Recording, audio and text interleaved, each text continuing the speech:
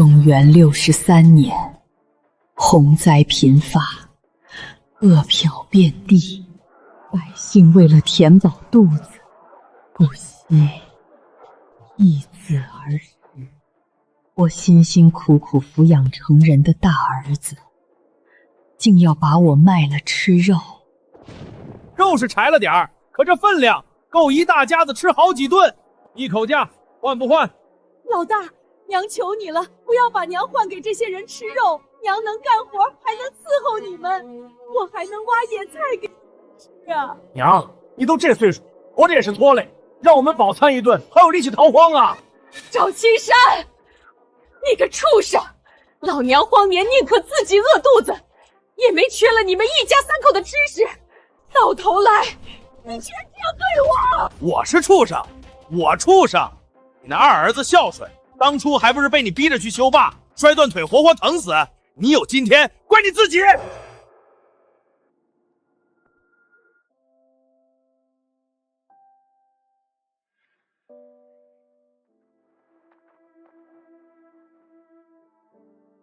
哥，你不能卖娘！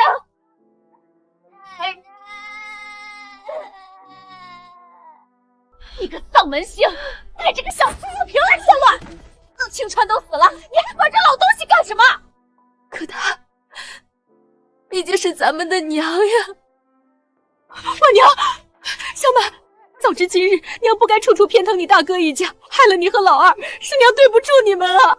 现在后悔晚了，老东西，你早该死了！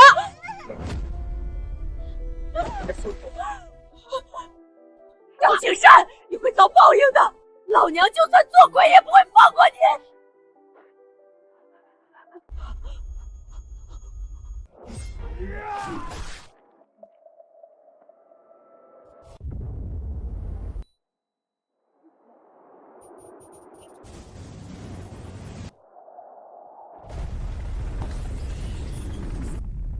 我不是死了吗？难道这里是阎王殿？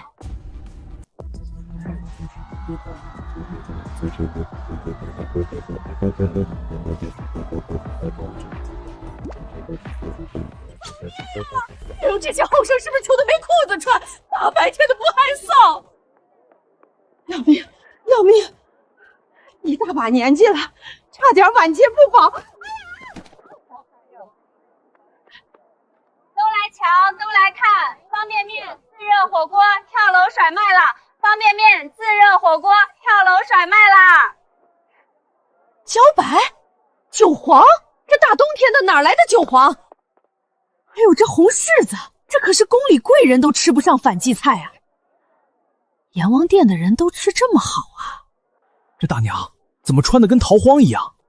不是在拍短剧吧？没看见摄影机啊？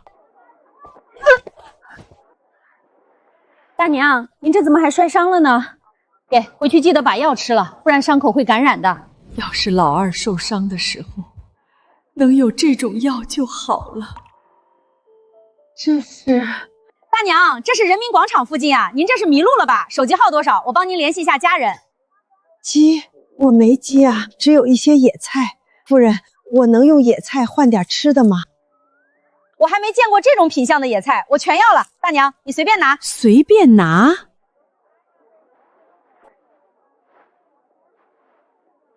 这逃荒都没人吃的野菜，竟然能换这么多东西，我不是做梦吧？哎呀！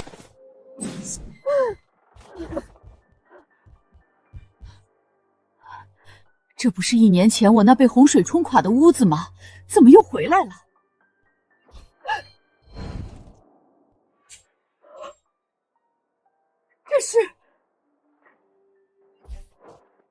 这手镯这么神奇，居然还能储物，看来刚刚不是做梦，老天有眼，让我又重新回到了1年前。这一世有了这个宝贝，老娘要好好收拾老大这一家子白眼狼。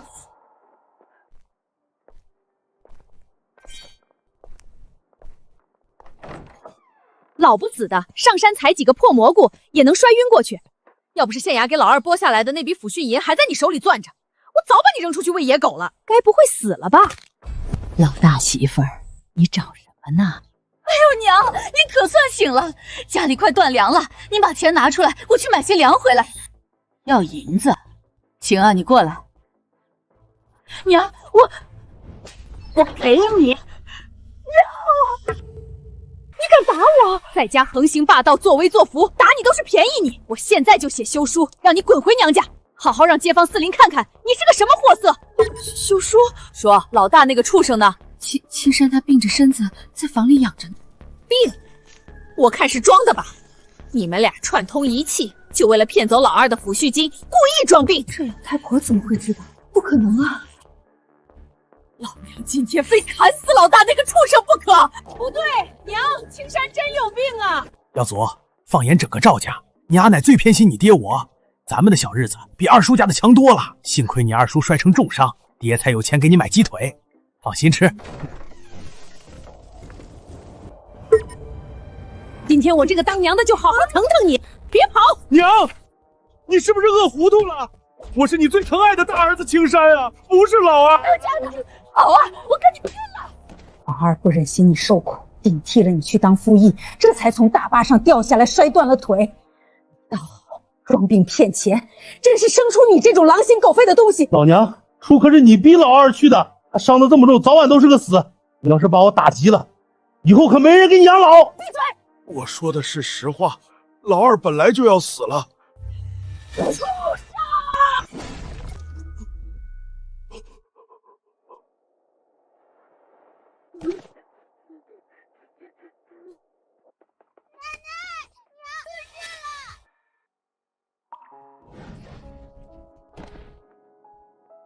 可她毕竟是咱们的娘呀，这一世可不能让老儿媳妇再出事了。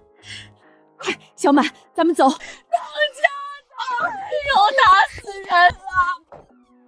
二哥、二嫂，你们醒醒！老二，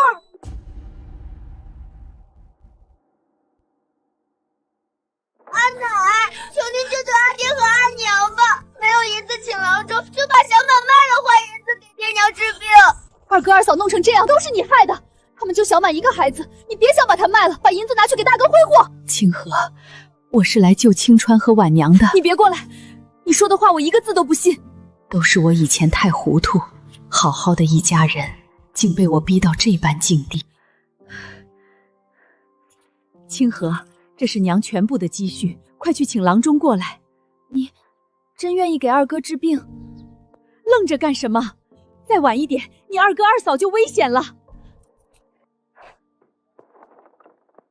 幸好来得及时，否则再晚一点，这两口子就有大麻烦了。男子只是外伤过重，好好调理便能痊愈。女子动了胎气，好在胎相还算稳固。好了，多谢张郎中。对了，那个异世界的小姑娘不是还给了我一盒药吗？那药说不定对老二有帮助，我得让老二吃下去。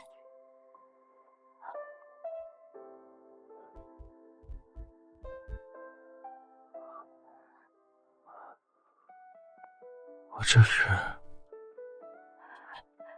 青川，你醒了！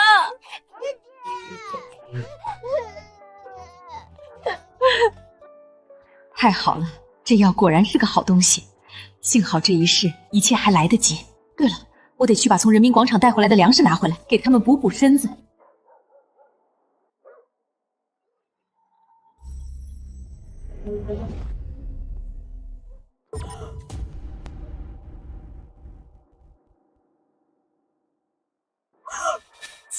消失了！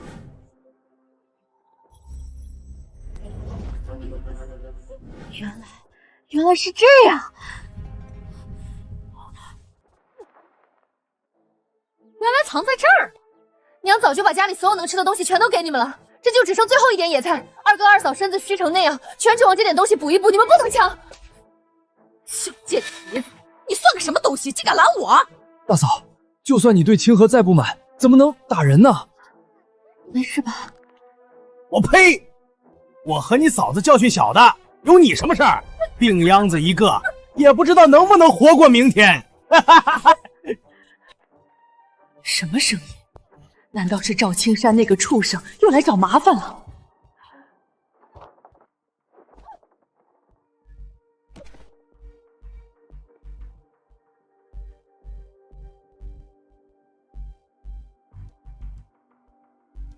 陶姐妹，那个老太婆把我打成这样，我没问你们要银子医治就不错了，这点吃的算什么？滚开！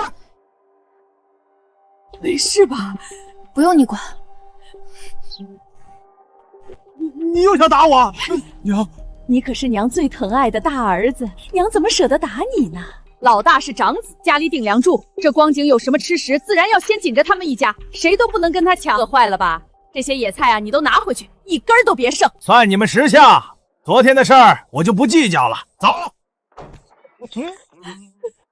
我就知道，你平时偏心大哥也就算了，那些野菜可是我们7天的口粮啊，你都给他们了，是要饿死我们才甘心吗？还以为娘变了，原来还是这么偏心老大一家。没关系，清河，你二哥我结实着呢，等明儿个我就上山转转，打点野味回来，给娘和你们都开荤。是啊，清河，别生气了，你二哥和我没关系的。二哥二嫂，你们不要被他骗了，这些年家里最重的活都是二哥在扛，他分明就是怕二哥倒下了，往后没人给他使唤。不是的，阿奶是好人，是阿奶让郎中治好了爹娘。小满乖，晚上阿奶给你炖肉吃。灾荒年哪来的肉？就知道骗人。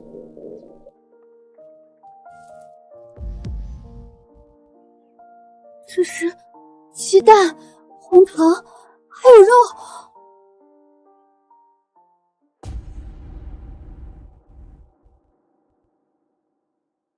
有了这些野菜，够咱家吃3天了。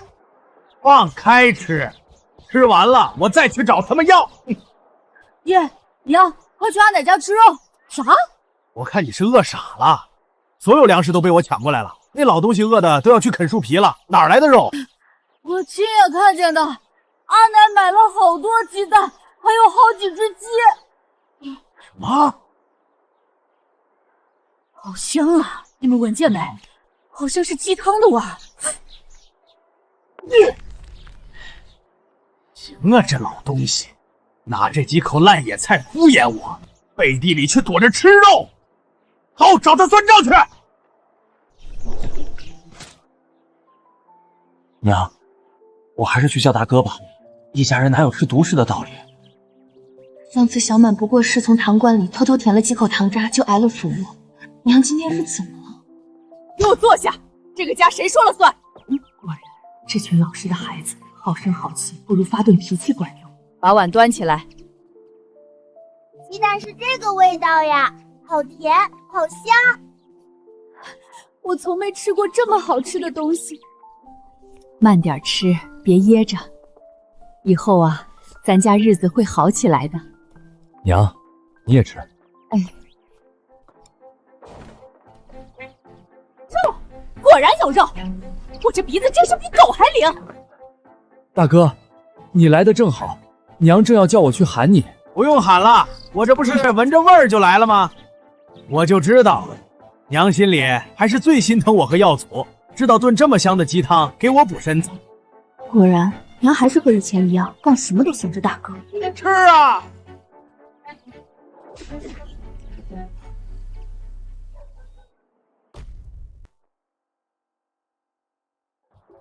娘，你怎么又打我？吃了这异世界的粮食，力气竟然变大了不少。眼下老二尚没好全，晚娘有身子，清河还是个姑娘家，这个家正好缺2个苦力。打你，娘这是疼你呀。疼？我媳妇儿也是，2口子凑一对，除了吃喝拉撒睡，正经本事一点也没有。现在有娘在，还能给你们兜。万一那天娘2眼一闭走了，就你们这德行，不得活活饿死？娘，儿子没想到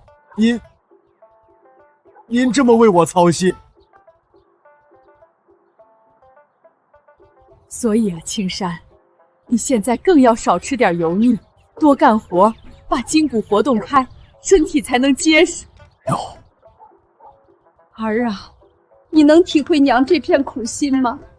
你没什么本事，身体再不好，以后怎么活得下去啊？是啊，大哥，娘这么为你着想，以后家里的活就全交给你了，我们都不跟你抢。还愣着干什么？还不赶紧去！好，儿子这就去干活，绝不辜负你。你也别闲着了，你男人都知道上进了，你还做得去？把灶房里的锅碗都刷了，院子扫扫。娘，我还没吃一口呢，干活要紧，饿一顿饿不坏，快去！再看晚上也没有你的饭。还有你耀祖，年纪也不小了，别光知道张着嘴等位。看见墙边那个竹筐没有？去，到后山捡一筐干柴火回来，捡不满中午也别想上桌。这还是娘吗？还有1年的时间，洪灾就要来，眼下当务之急是赶紧想个法子囤银囤粮。有了！乡亲们，静一静，听我说，有个发财的好门路。桂花婶子，什么事儿啊？从今天起，大家有空都去山上田边采菌子、挖野菜，我按价收。榛蘑20文一斤，鸡从菌30文一斤，野荠菜8文一斤，有多少我收多少。啥？20文一斤榛蘑？那些玩意儿咱们这儿满山都是，喂猪都嫌柴，谁会花大价钱收这个？我宋桂花说话算话，明天一早把采来的东西送到我家院，当场过秤，当场结现钱。要说别人我不信，桂花婶子我信。我今儿个从镇上回来，亲眼看见婶子篮子里不光有红糖鸡蛋大棒骨，还提着好几斤鸡肉嘞。婶子肯定是找着靠谱的门路了。是啊，桂花婶子这是要带着我们全村人发财啊！真是好人啊，真是好人啊！上一世一场洪灾，眼看着这些朝夕相处的乡里乡亲食人骨喝人血，可他们原本都是好人呐。这一世，我宋桂花要带着全村的乡亲囤银囤粮，躲过洪灾，过上人人都艳羡的好日子。信我的，明天东西送到我家院子，现过现结，绝无拖欠。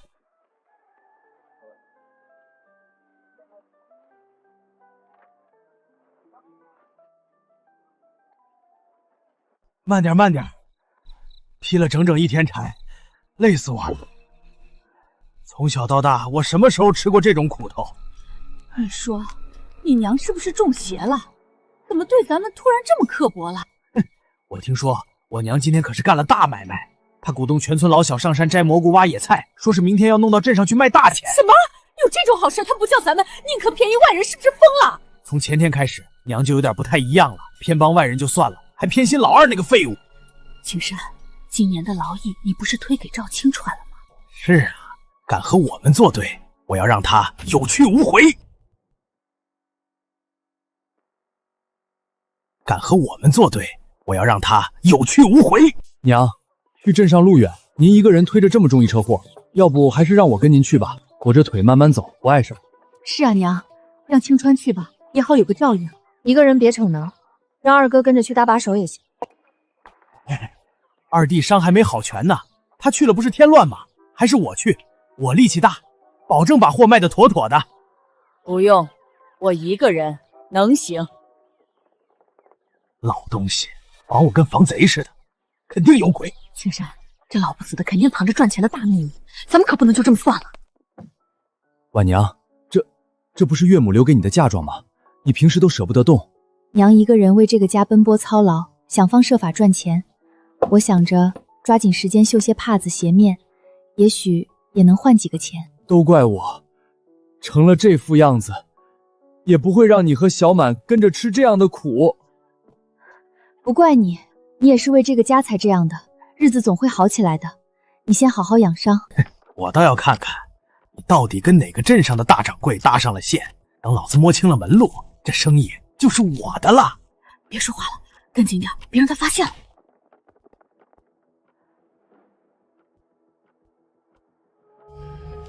什么东西？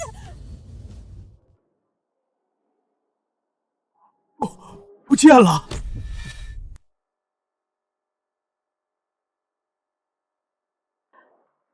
那老东西和车呢？咋说没就没了？是啊，怎么凭空消失了？这里头一定有玄机，说不定就是那老不死的赚大钱的关键。咱们继续留意着，一定要搞清楚到底是怎么一回事儿。每次都能顺利过来，这木卓真是咱们全家的救星啊！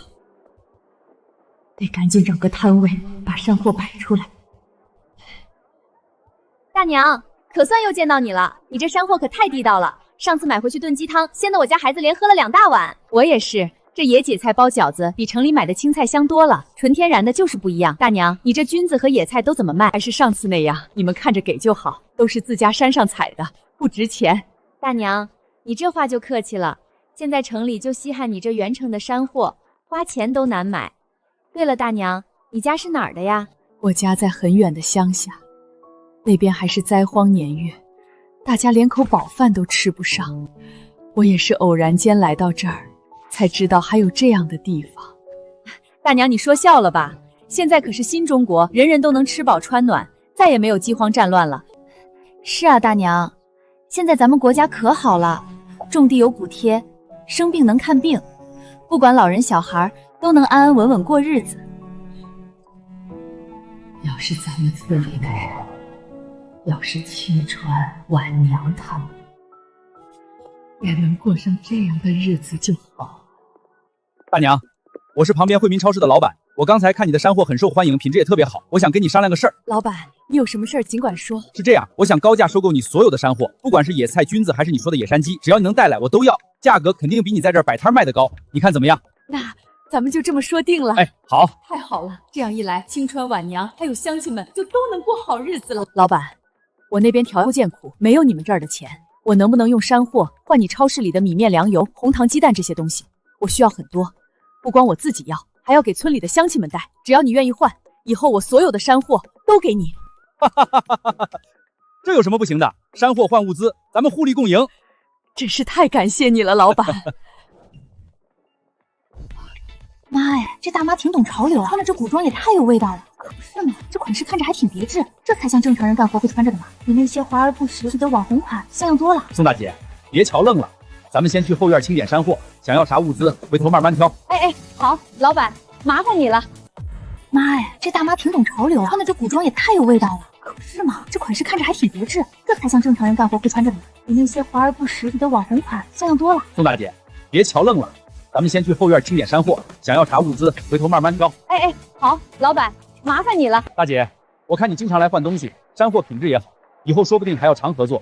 不如这样，你给我个手机号码，以后我这边缺货了，或者你那边有山货要换了，咱们直接电话联系。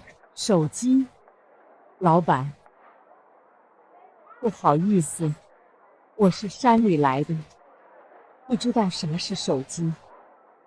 原来是这样，大姐你看。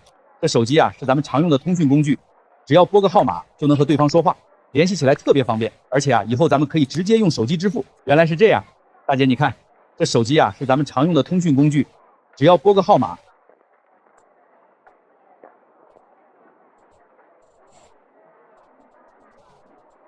咱就买个最便宜的2手手机，够用就行。麻烦拿一款最便宜的2手手机，能打电话就行，我这位大姐用。这款就很合适，价格便宜，操作也简单。老年人也能快速学会。大姐，你看看这款怎么样？就这款吧，多少钱？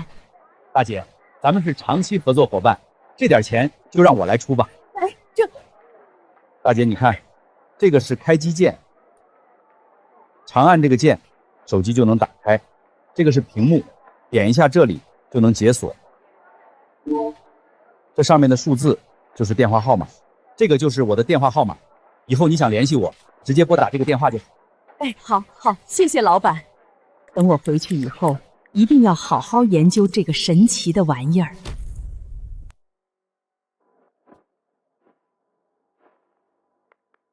大娘，这些都是按咱们约定的比例换的，足够你和乡亲们吃一阵子了。下次你带来山货，咱们再接着换。太谢谢你了，老板。那我就先走了。不客气，下次见。有了这些宝贝，就再也不用怕明年的饥荒了。这一世，我定要好好补偿青川他们，让全村人都能吃饱穿暖，过上好日子。小满，你怎么一个人在这儿烧火啊？阿奶，我自己会烧，爹还在喝药，娘身子弱，清河姑姑在照顾他们。都是我上一世糊涂，亏待了青川他们。连小满这么小的孩子都要跟着受苦受累，而赵耀祖那个孽障却只会享福作恶。好孩子，辛苦你了，这肉你先拿着，待会儿阿奶给你做肉吃，好不好？我不吃，给爹娘吃吧，他们要补身子。傻孩子，还有很多呢，你先拿着。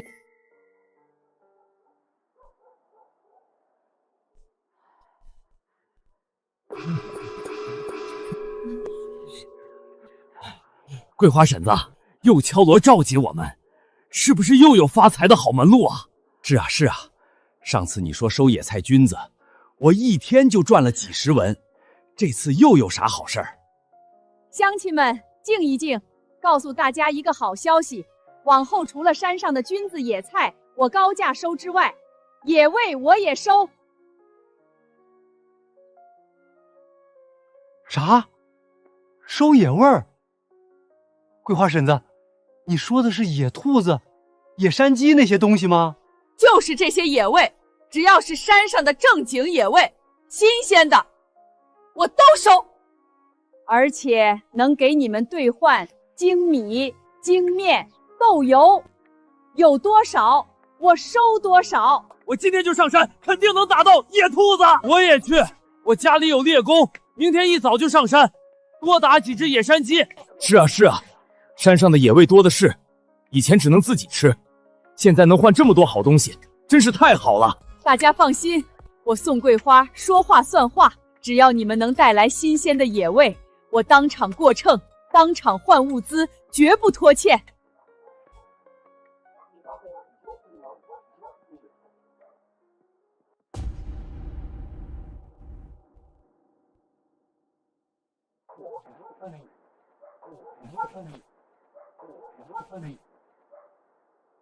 青山，他回来了，咱们赶紧回去，别被他发现了。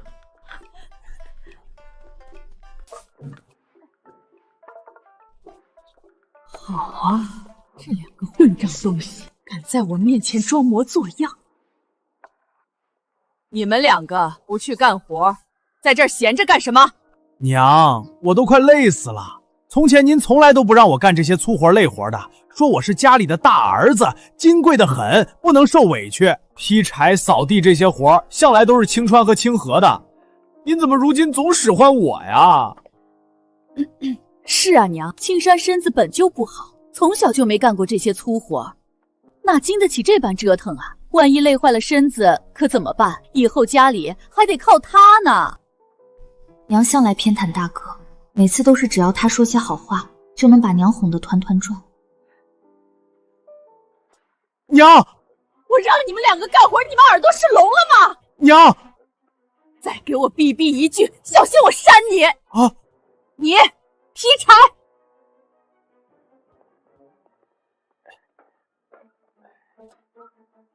还有你扫地。这还是娘吗？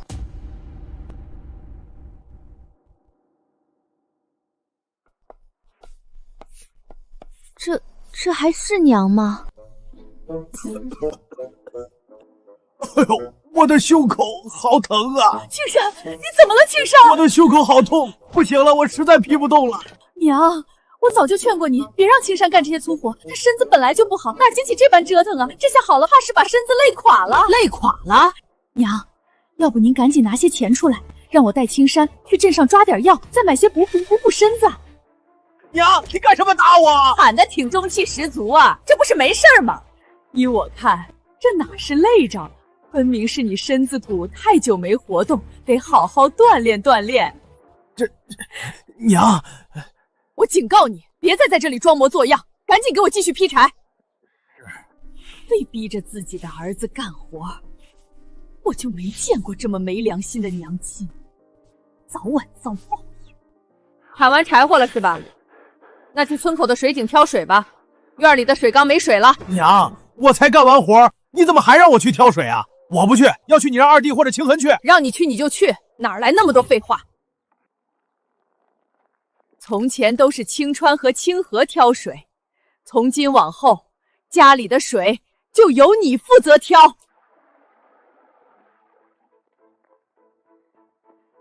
赵青山，你看看你挑的水，半桶都不到，还洒了一路，你是不是故意的？我告诉你，今天要是不把水缸挑满，就别想吃饭。娘，你明知道我身子不好，干嘛非要这样逼着我砍柴挑水？你到底是不是我亲娘？而且你现在明明能弄到钱，天天收乡亲们的山货赚不少吧，还缺我这点力气活？就是啊，娘，你最近天天收山货，肯定是找着生钱的好法子了。家里日子都好过了，还让青山遭这份罪干啥？不如把这赚钱的路子告诉我们，不比干这些粗活强。对，你把生钱的法子告诉我，往后家里的活我也包了。要是不告诉我们，你就算打死我，我也不干了。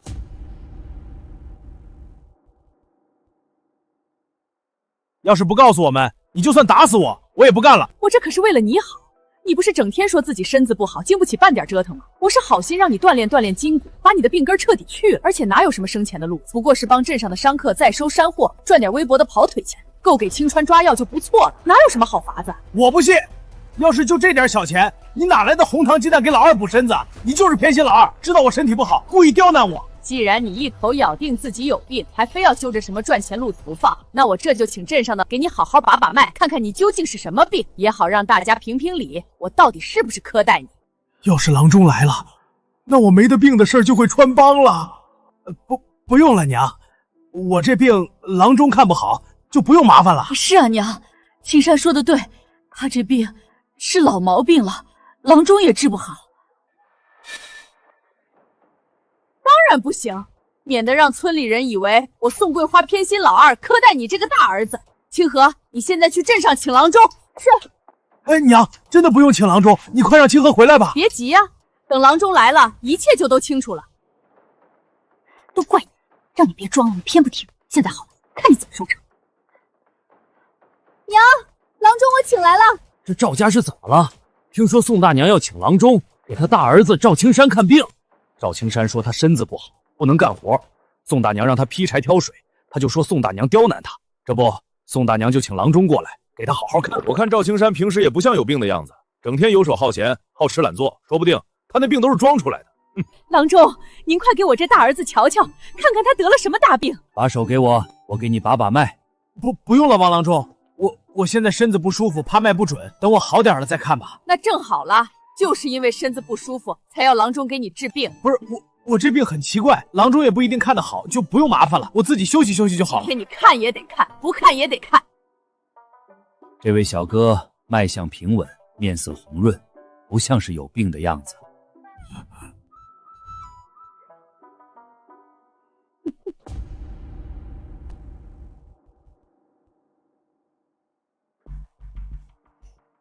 我就说吧，赵青山根本就没病，全都是装出来的。得亏把郎中请过来了，不然我们还真被他骗了，真以为宋大娘苛待大儿子呢。年纪轻轻的不务正业，整天想着偷懒耍滑，真是丢尽了赵家的脸面。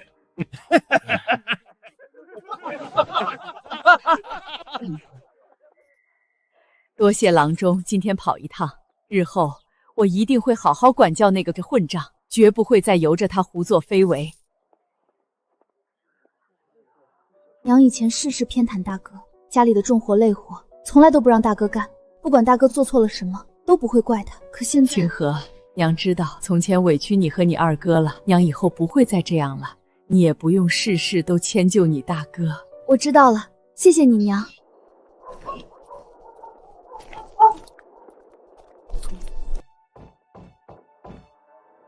县衙差役在此，速速开门。两位大人，不知你们今日登门有何贵干？大人，服劳役的是我二弟赵青川，他就在屋内，我这就让他出来跟你们走。县里正催着修大坝，今日我们前来就是来要人的。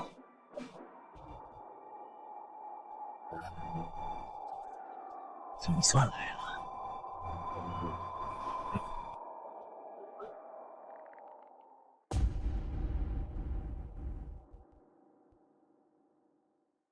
总算来了。可是我二哥他身上还有伤，他根本没法干活，而且修大坝本来就该是大哥去干的。我们可不管这些，反正赵家必须出一个人上工。赵青川人呢？娘，咱们要不让大哥去吧，好吗？你胡说什么呢你？这有你说话的份儿吗？差役大人，这活我可干不了，去了也是拖大家后腿，还是我二弟去吧。他之前就被征召去修过大坝，熟门熟路的，比我合适多了。是啊，差旗大人，青山他从小就没干过重活，身子骨弱，去了也是白去。身子骨弱，可方才郎中说他身子好得很啊。大人，青川之前因为修大坝受伤了，现在连抬手都费劲儿，更不用说扛石头了。还是让我大儿子赵青山去吧。凭什么我们家青山去？受伤是他自己不小心，跟我没有什么遭罪吧？我不同意。就是，反正我不去修大坝，谁爱去谁去。吵什么吵？都给我闭嘴！县衙的命令岂容你们在这里推三阻四？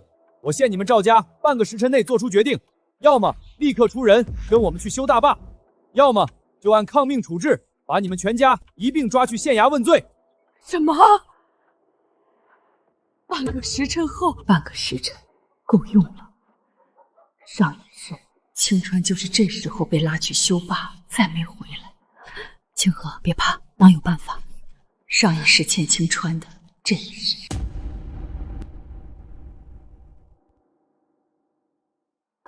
清河，别怕，娘有办法。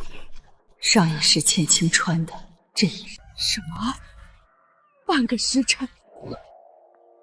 妈，奶奶，这两个没有良心的混账！我上一世真是瞎了眼，居然对他们这么好。娘，这可怎么办啊？娘，让我去吧。青川，你伤还没好，怎么出来了？两位大人，我的伤已经好的差不多了，些许皮肉伤，我这就收拾东西，跟你们回去上工。既然如此，那明日一早卯时3刻随队出发。大人放心，我记下了。太好了，想不到这个废物竟然这么蠢，这种脏活重活都上赶着去做。不过也好，修大坝的事儿有人顶替了。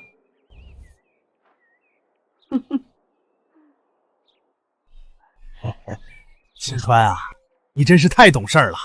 你放心去吧，家里的活我和你大嫂都包了，一定会照顾好娘和清河的。是啊，青川，你就放心去吧，家里有我们呢。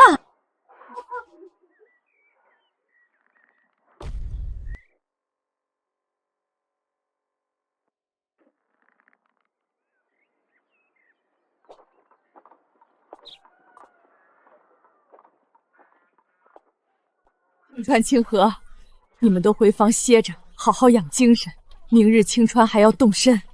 是。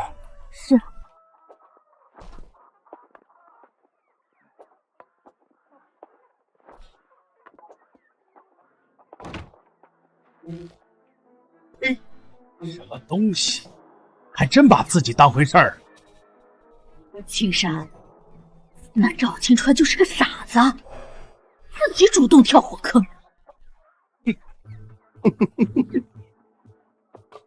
你看他那身子骨本来就没好全，天天扛石头挖泥土，那重活连壮汉都扛不住。依我看，他早晚得累倒在工地上，说不定直接就死在外面。死在外面才好，最好是死得远远的，别回来碍我们的眼。他就是个丧门星，要是他死了，往后娘就只能靠我一个人，家里的田地房子还有所有的家产就全都是我们的了。幸亏我们刚才反应及时，不然去送死的就是我们了。等赵青川死了，我们就好好哄着送桂花那个老太婆，把她哄开心了，她手里的那些钱还不都是我们的？是啊，到那时咱们天天吃香喝辣，逍遥快活一辈子。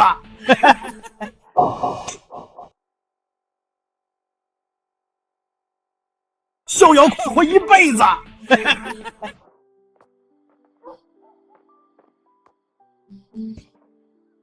玉贵，这么晚了，青川和婉娘怎么还没睡？忍着点儿。青川，修大坝的活那么危险，你这伤根本没好利索，万一有个3长2短，我和小满还有肚子里的孩子可怎么活啊？婉娘，别哭，只是一点皮外伤，我扛养就过去了。其实我也舍不得你和孩子，可要是我不去，全家都要被抓去县衙问罪，我不能连累大家。放心吧，等大坝一修好，我就立马回来。嘘，别让娘听见了。娘这阵子为了家里的事操碎了心，要是让你听见你哭，知道我伤得这么重，她肯定又要气坏了。青川这个傻子，明明自己才是最苦最累的那个，却总是想着别人。当初说好了让青川去顶这个活儿，若是没个好由头，差役是不会同意换人的。我得想个法子。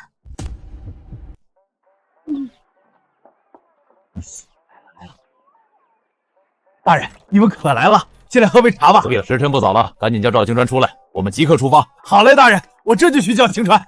青川，快出来吧，差役大人已经到了，该出发去修大坝了。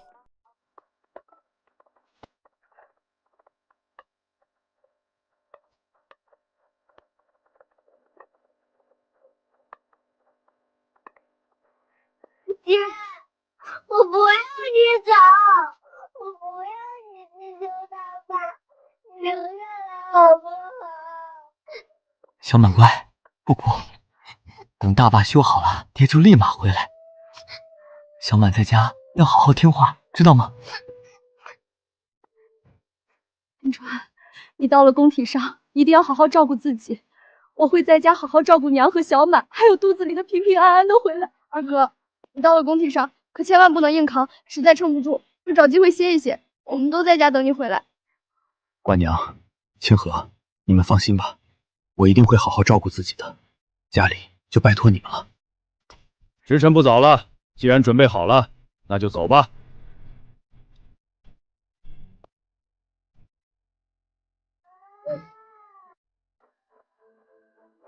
大人，今天该去修大坝的人不是赵青川。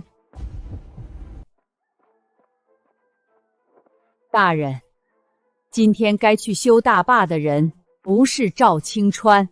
大娘，你这是什么意思？这份文书是官府亲自下发的凭证，上面清清楚楚的写着，咱们赵家的修坝任务是分配给家中长子赵青山的，与二儿子赵青川毫无关系。大人，您请看，文书上还有官府的印章，可不是我老婆子胡言乱语。确实如此。青山，怎么办？文书真的这样写了？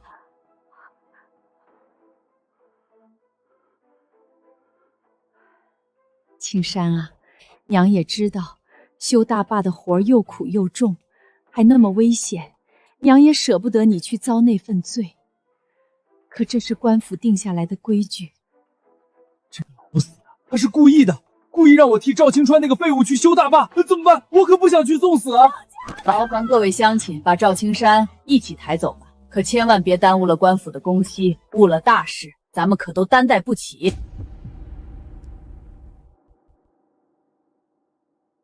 千万别耽误了官府的公息，误了大事，咱们可都担待不起。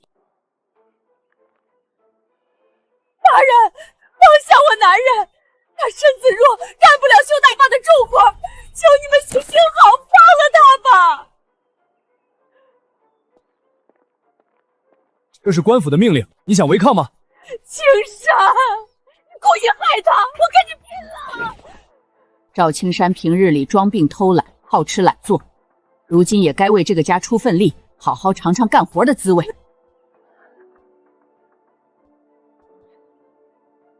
我不活了！宋桂花，你心太狠了，你逼死亲儿子，早晚遭报应了！大嫂，你别在这撒泼，这本来就是大哥该做的活，是他自己装病推脱，能怪谁？天理不公啊！亲娘害亲儿子！宋桂花，你今日要是不拦住他们，我就去县衙告你苛待长子，操欠人命！尽管去告，官府的文书在此，撒泼耍赖，颠倒黑白，真当没人能治得了你！你给我等着，我跟你没完！终于把这个没良心的混账料理了，接下来我就可以专心兑换物资，带大家度过灾荒年了。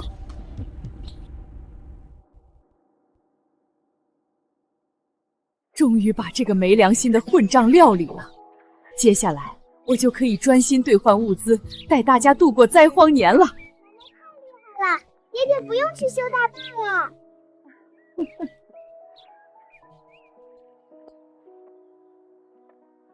娘，多亏了你。娘，辛苦您了。只是这样一来，大嫂怕是记恨上咱们了，日后怕是要多生事端。二嫂，你别担心，这本就不是咱们的错。修大坝的活本就是大哥的，是他自己装病规矩来。就算他们在外头乱说，乡亲们心里都跟明镜似的，谁对谁错，大家看得清清楚楚。况且大哥大嫂这性子，你越是退让，他们越是得寸进尺。今日娘这帮做，本就是该的。清河说的对，这本就是他们该受的。他们就是喂不饱的吸血鬼。上一世，我就是被这一家人的贪婪和冷漠活活饿死在破庙里。青川也因替他扶摇玉落的残疾，婉娘你更是被刁氏耽误医治没了孩子，小满也跟着受了一辈子的苦。这一世，我绝不会再纵容他们半分，绝不会再让你们受半点委屈。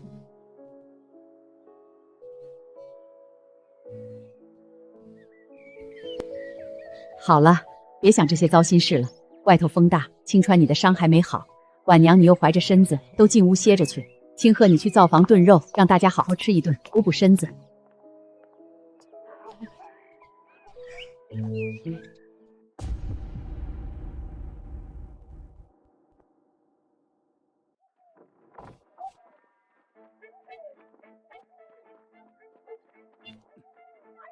放下我男人！他身子弱，干不了修大坝的重活，求你们行行好，放了他吧！这是官府的命令，你想违抗吗？你故意害他，我跟你拼了！这是官府分派的差事，容不得任何人耍赖。赵青山平日里装病偷懒，好吃懒做，如今也该为这个家出份力，好好尝尝干活的滋味。狠了，你逼死亲儿子，早晚遭报应！大嫂，你别在这撒泼，这本来就是大哥该做的活，是他自己装病推脱，能怪谁？天理不公啊！亲娘害亲儿子！桂花，你要是不拦着他们，我就去县衙告诫，告你隔代长子草菅人命！尽管去告，官府的文书在此。撒泼耍赖，颠倒黑白，真当没人能治得了你？你给我等着，我跟你没完！终于把这个没良心的混账料理了，接下来我就可以专心兑换物资，带大家度过灾荒年了。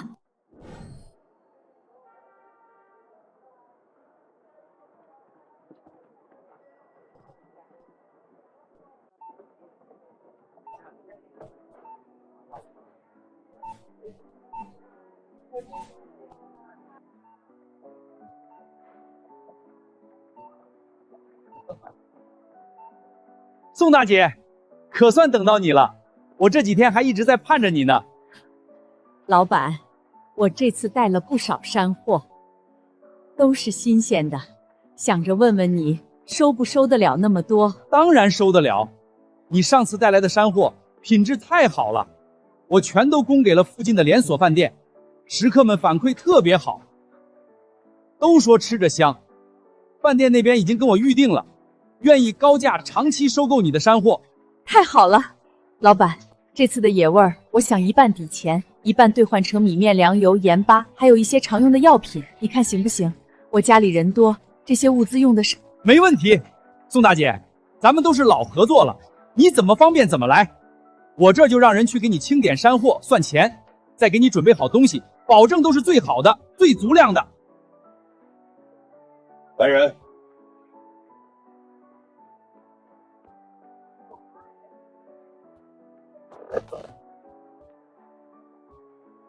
多谢老板，以后有山货，我还来找你。客气了，宋大姐，咱们互利共赢，我还盼着你多来呢。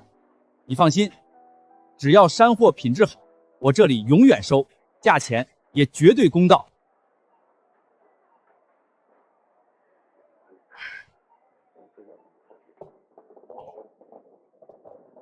有了这个世界的钱，能做的事情就更多了。我先在这里集市逛逛，看看有没有什么能用得上的东西。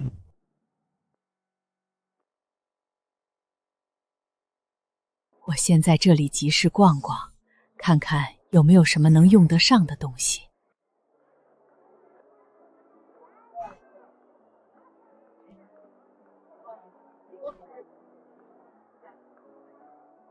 大姐，你们排这么长的队是买什么啊？这家糕点铺的东西这么好吃吗？你是外地来的吧？这家糕点铺卖的是当下最流行的肉松小贝，味道特别好，每天都这么多人排队，来晚了还买不到呢。你也赶紧排上吧。肉松小贝是什么东西啊？好吃的糕点，大人小孩都爱吃，你买几份尝尝就知道了，保证你吃了还想吃。这个步骤也不是很复杂嘛。要是我也能学会这门手艺，回到镇上开一家这样的店，便能多一条稳定的收入来源。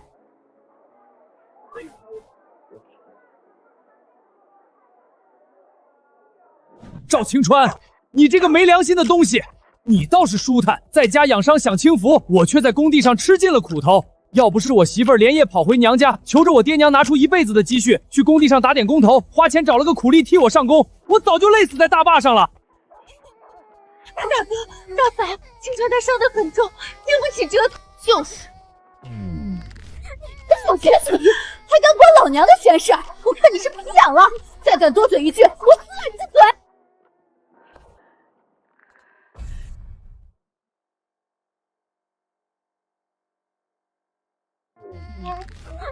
小贼死鱼，还敢管老娘的闲事？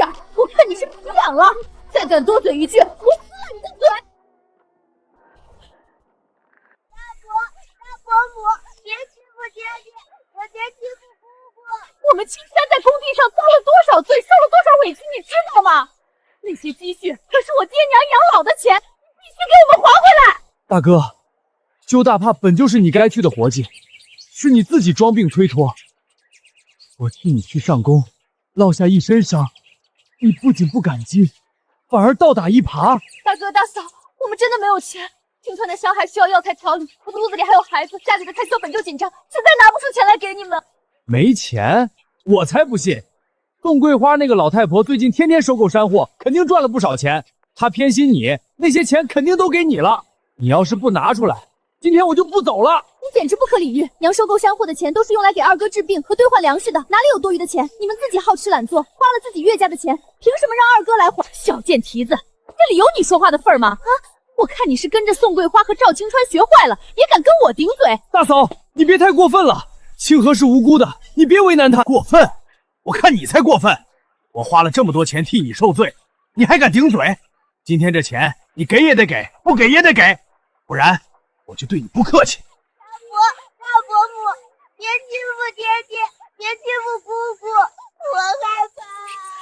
大哥大嫂，求你们手下留情。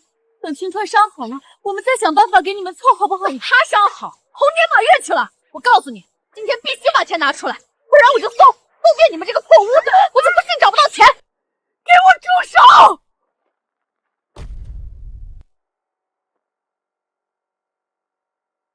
等他伤好，猴年马月去了！我告诉你，今天必须把钱拿出来，不然我就搜遍你们这个破屋子，我就不信找不到钱！给我住手！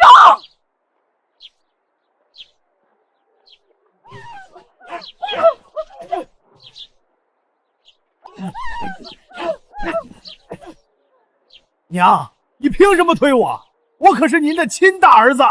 你还有脸说？我以为你们夫妻俩早就死在外面了，没想到一回来，不去反省自己，反倒对着你弟弟动手，你们安的什么心？宋桂花，少在这装糊涂！青山去修坝，苦熬了这么久，差点就没了命。要不是我娘家凑钱，托人把他从工地上赎出来，他早就死在那儿了。就是，你今天必须给我们一个说法。我修坝受苦受累，我媳妇娘家花了一大笔钱才把我赎出来，这笔赎金就得你们和赵青山赔。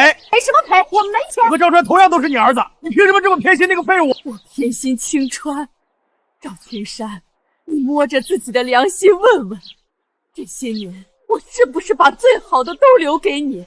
你要什么我就给你什么。你呢？都是我平日里太纵容你，才让你敢这么欺负你弟弟。我今天就让你知道什么叫做长幼有序。娘，那钱本来就该是我的，你再打我，我就和你拼了！你老不死的，你给我闭嘴！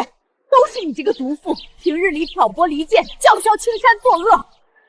娘，您竟然为了这个废物，打我，还打我媳妇儿！既然您这么偏袒她，那这个家我也不待了，咱们分家。分就分。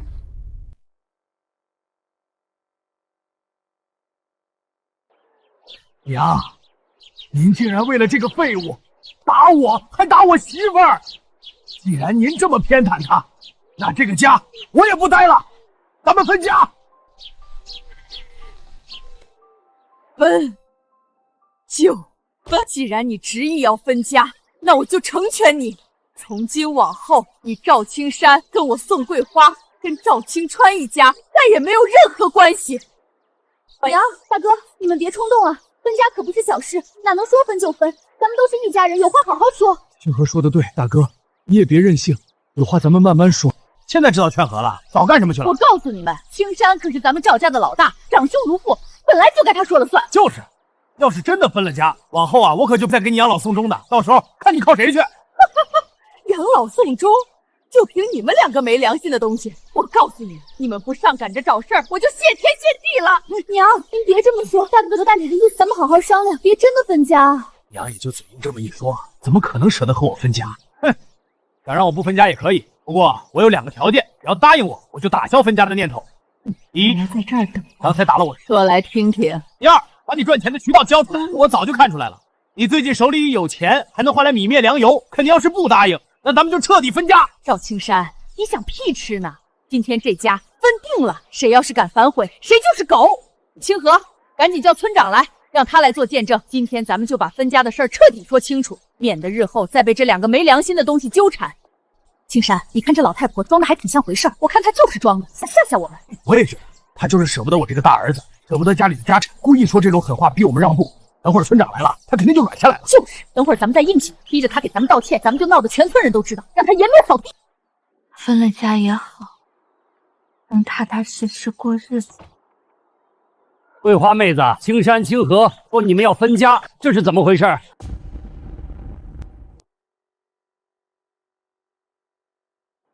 分了家也好，能踏踏实实过日子。桂花妹子，青山清河说你们要分家，这是怎么回事？桂花妹子，青山清河说你们要分家。村长，您可来了，您快评评理！我娘她偏心赵青川这个废物，不分青红皂白就打我和我媳妇儿，还非要跟我分家。演戏谁不会？桂花婶子真动手打老大2口子了，这不像她的性子啊！难道桂花婶子偏心是真的？各位乡亲，我和青山被娘打得好惨。村长，各位乡亲，你们都知道，赵青山是我大儿子。前些天官府征人筑堤坝，本是青山该去的活，他却装病推脱。可他们2个一回来，不关心青川，反倒盯着青川用命换来的工钱和赔偿金。村长，您别听他胡说，他是故意污蔑我们的。对，村长，他撒谎，我们没有装病骗钱，也没有欺负他们一家，是他冤枉我们。胡说八道！桂花婶子，快去扶着这人面前，我这人去看一下。好了，大家都安静一下。桂花妹子，这事儿说到底是青山夫妇做的不对。既然桂花妹子执意要分家，那就分吧。村长。我今天就在要的不只是分证，我还要跟赵青山彻底断绝母子关系，我们2家从此恩断义绝。我今天就在要的不只是分证，我还要跟赵青山彻底断绝母子关系，我们2家从此恩断义绝。他们甚至动手欺负青川，欺负婉娘、清河，还有我的孙女小满。我一把年纪还为老大一家洗衣做饭，当牛做马，结果还被他们威胁，说不给他们钱就不给我养老送终。我要是再不分家，就要被折磨死了。村长，您别听他胡说，他是故意污蔑我们的。对，村长，他撒谎，我们没有装病骗钱，也没有欺负他们一家。他冤枉我们！胡说八道！桂花婶子怎么可能污蔑你们？这些年你好吃懒做、装病骗钱，全村人谁不知道？也就桂花婶子心软，一直纵容你。就是桂花婶子好心收购咱们的山货，帮咱们渡难关，是个心善的人，怎么可能不分青红皂白打你们？肯定是你们欺负青川一家。我看啊，桂花婶子要跟你分家，真是太对了。你这种没良心的白眼狼，根本不配做桂花婶子的儿子，不配做青川的大哥。好了，大家都安静一下。桂花妹子，这事儿说到底是青山夫妇做的不对。既然桂花妹子执意要分家，那就分吧。我今天就在这里做见证，把分家的事儿办得明明白白、公公正正，绝不让任何人吃亏。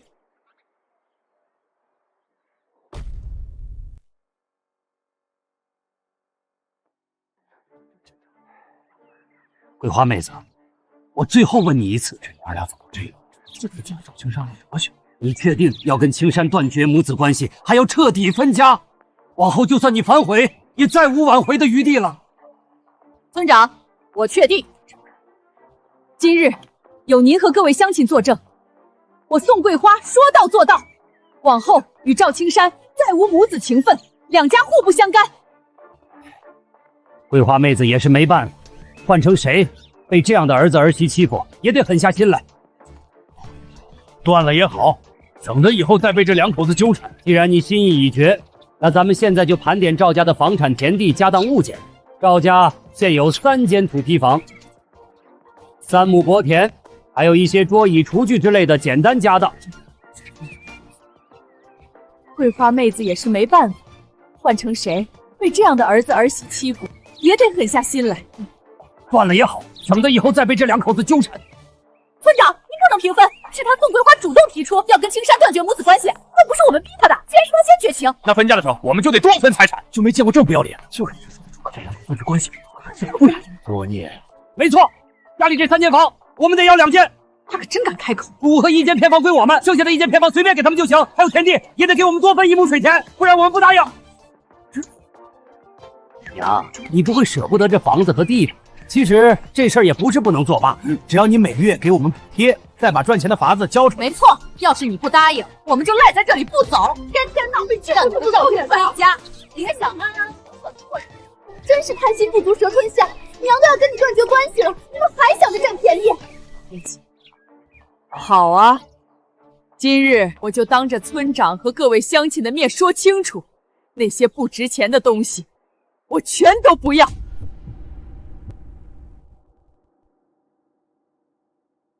我就当着村长和各位乡亲的面说清楚，那些不值钱的东西，我全都不要。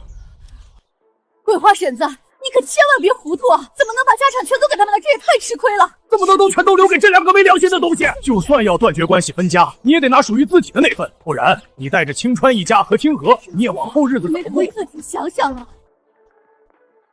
有什么好劝的？这可是他宋桂花自己说的，非要把所有家产都分给我，又不是我们逼他的。就是他自愿的。知道分到这么多家产，我早就主动断绝关系了。这下好了，3间房、3亩收田，还有家里的家当，再也不用辛苦干活，还能天天吃香的喝辣的，真是太好了。青山，太好了，咱们真的能分到所有家产，这老太婆真是太傻了。一堆破东西罢了，与其留着被这2口子纠缠，不如全都给他们，换个清静。等办完分家手续，我就带着青川他们去镇上宽敞的房，凭着我从现代看到的糕点手艺，开一家小店，做点生意。往后的日子肯定比在这穷山沟里受气强100倍。我已经想清楚了，这些家产我1分都不要。我之所以这么做，就是想彻底跟他们划清界限，往后互不相干。既然你心意已决，那就按你的意思来，房产和家当，咱们再分这3亩田地，按规矩。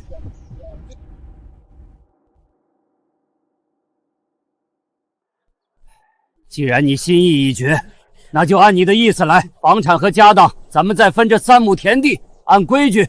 桂花婶子，你可千万别犯傻啊！房子没了，咱们可以再砌，可是田地没了，就没了收成，没了吃的。你带着青川一家还有清河这几个人，可怎么生活呀？田地就是咱们乡下人的命根子，我把田地也全都给他们，往后你们一家可怎么糊口？就算你种野物野菜，也抵不住常年的吃喝。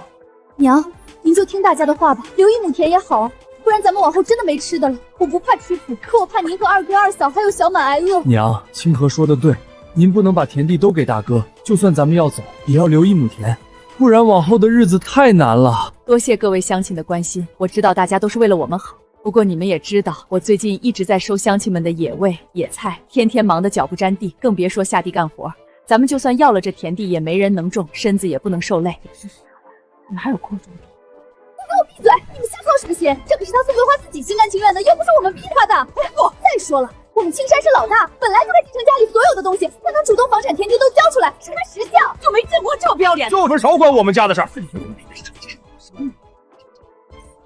桂花妹子，我最后再问你一次，你确定要把所有房产田地，还有家里的家当，全都留给青山？这事后的事，你再好好想想。与笔墨纸砚。青山，等字据一立，这些就全都是咱们的。村长，字据记得补充一条，房子和田地可以都给赵青山，你要分家产，那就得按规矩来，市场价1分不能少。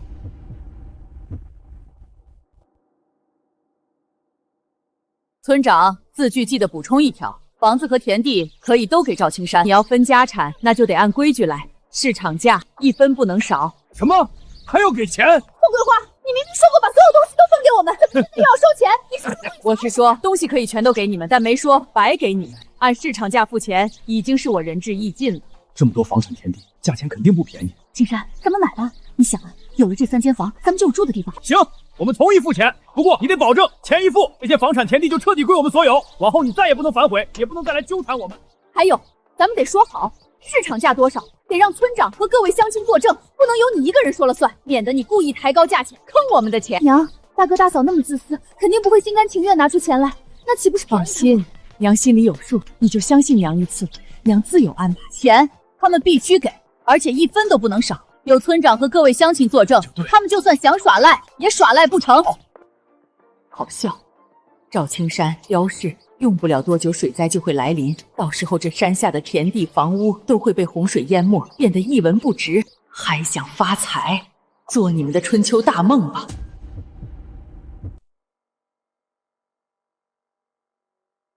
好笑，赵青山标示，用不了多久水灾就会来临，到时候这山下的田地房屋都会被洪水淹没，变得一文不值，还想发财，做你们的春秋大梦吧。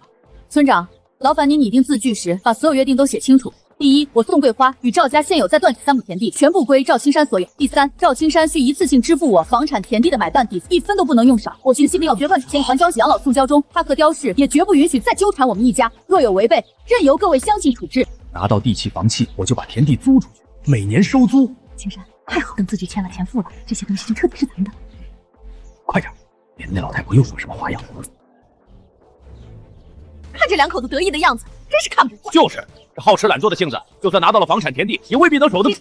青山，钱都在这儿了，咱们这些年攒的，还有之前骗来的，全都在这儿，应该够付买断费了。你胡说八道什么？什么骗来的钱？这都是咱们辛辛苦苦攒下来的。骗来的？他刚才说骗来的。好你们两个没良心的东西，偷偷攒了这么多银钱，平日里却装穷蹭吃蹭喝，坑我和青川的血汗钱。字据拟好了，若是没有异议，就可以签字按手印了。没有异议，不就是签字按手印吗？赶紧的，签完字我把钱给你，你把房契地契给我，咱们俩。等一下，宋桂花，咱们可是说好的，我一次性支付买断费，你把房契地契给我，咱们两清。你现在又想耍什么花样？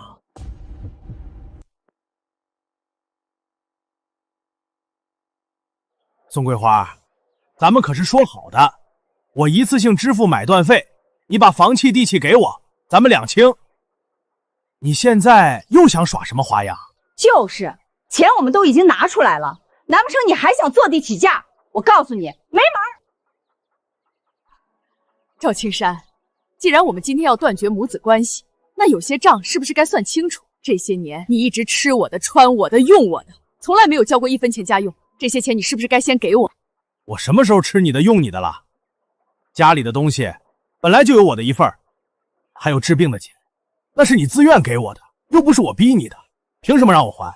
那是你当娘的自愿给儿子花的钱，凭什么让我们还？自愿给你的。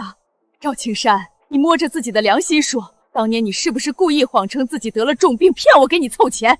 村里的赤脚大夫还有各位乡亲都能作证，原来你根本就没病，那些钱全被你和刁氏偷偷藏起来了。我记得当年桂花婶子到处借钱，可这两口子却背地里挥霍，太没良心了。这笔钱他们必须还。就是装病骗自己亲娘的钱，还耍无赖不还，这种人简直是猪狗不如。赵青山，你太不像话了。桂花妹子说的对，这笔旧账你必须平了，不然这字据就别想签。你要是再耍无赖，我们就把你赶出村子。好，我还还不行吗？还愣着干什么？赶紧回屋，把咱们压箱底的钱全都拿出来，把这笔旧账平了。那可是咱们压箱底的钱，全都拿出来，咱们以后的日子可怎么过呀？少废话，赶紧去！只要能拿到房契地契，这点钱不算什么。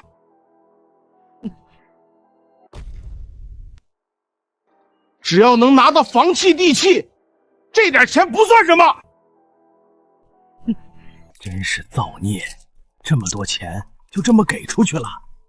快点快点，别磨磨蹭蹭的，赶紧签字按手印，别在这里耽误我们的好事。就是，还不赶紧签字？急什么？这么大的事，自然要核对清楚，免得日后再生出什么纠纷，到时候又要麻烦村长和各位乡亲，属是对的。愣着干什么？把字据拿过来。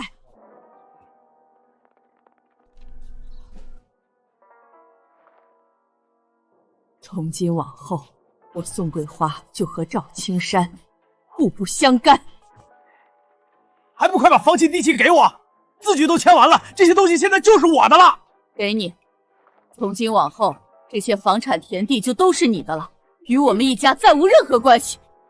太好了，终于到手了。你们的钱也拿到了，字据也签完了，赶紧滚吧，别在这里碍眼。这院子现在是我们的了，你们再不走，我们就把你们赶出去。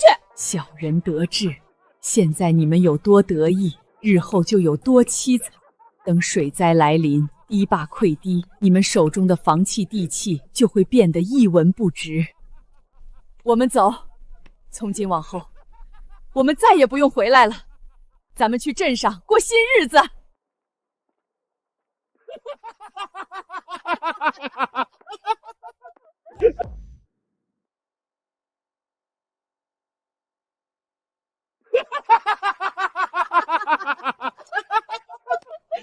娘，咱们就这么离开了村子，身上虽然有了钱，可到了镇上，咱们既没有亲戚投靠，也没有营生，日后的生计可怎么办啊？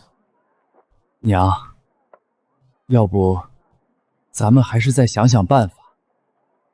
就算不回赵家院子，咱们也可以在村子里再找一处地方落脚，总比去镇上两眼一抹黑要强。你们都别担心，娘心里早就有打算了，绝不会让咱们一家人饿肚子的。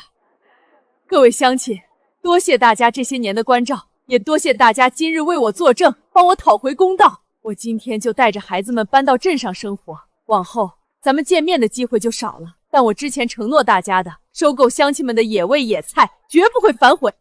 桂花婶子，我们都相信你，祝你在镇上一切顺利，早日过上好日子。是啊，桂花婶子，往后我们有野味野菜，一定送到镇上找你。多谢各位乡亲，大恩不言谢。日后若是有需要我宋桂花帮忙的地方，只要我能做到，绝不推辞。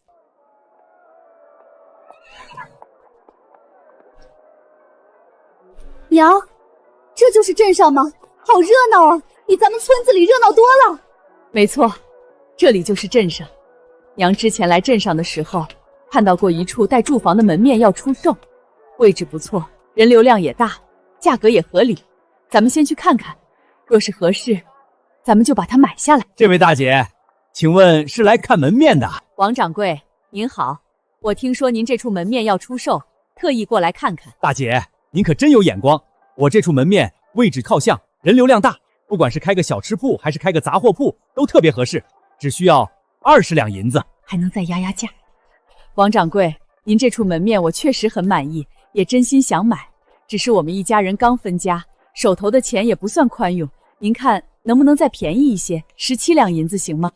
大姐，这也太便宜了，我这处门面单是后面的住房就值5两银子了，17两我太亏了。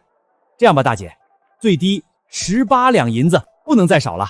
好，王掌柜，就18两银子，咱们一言为定。我现在就把钱给您，您给我写一份买卖契约，咱们把手续办利落。好，大姐，您真是爽快人，我这就去给您写买卖契约。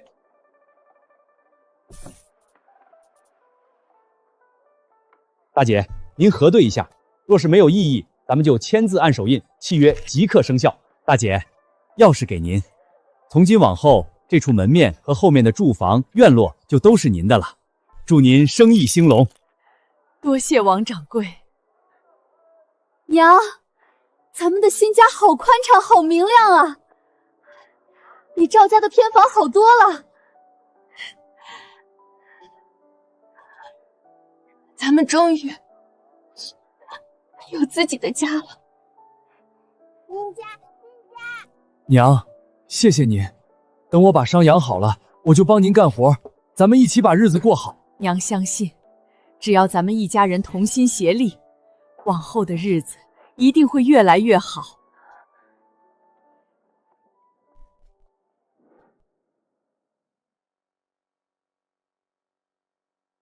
若是没有异议，咱们就签字按手印，契约即刻生效。大姐，钥匙给您，从今往后，这处门面和后面的住房、院落就都是您的了。祝您生意兴隆。多谢王掌柜。娘，咱们的新家好宽敞，好明亮啊！比赵家的偏房好多了。咱们终于有自己的家了。娘，娘，您说您有手艺，咱们要开什么店啊？你们放心，娘早就想好了，咱们开一家糕点店。镇上人流量大，不管是来往的行人还是镇上的住户，都有买糕点的心思。咱们做些特色糕点售卖，比做别的营生稳妥多了。娘，什么是特色糕点？难不成比咱们平时吃的米糕还要好吃？那是自然。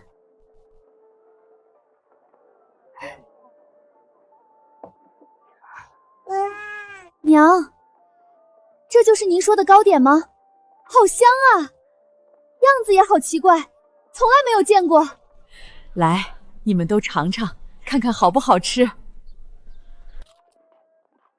太好吃了，娘，这块小饼比咱们平时吃的麦饼好吃100倍、1000倍，我从来没有吃过这么美味的东西。是啊，这口感太特别了，软乎乎的，还带着咸香。要是咱们把这样的糕点卖出去，肯定会有很多人来买。好吃。看来这些来自现代的糕点确实很受大家的喜爱，这样一来，开糕点店也就势在必得了。从明天起，娘就开始研究这些糕点的做法，琢磨食材和用量，争取做出更多好吃的糕点。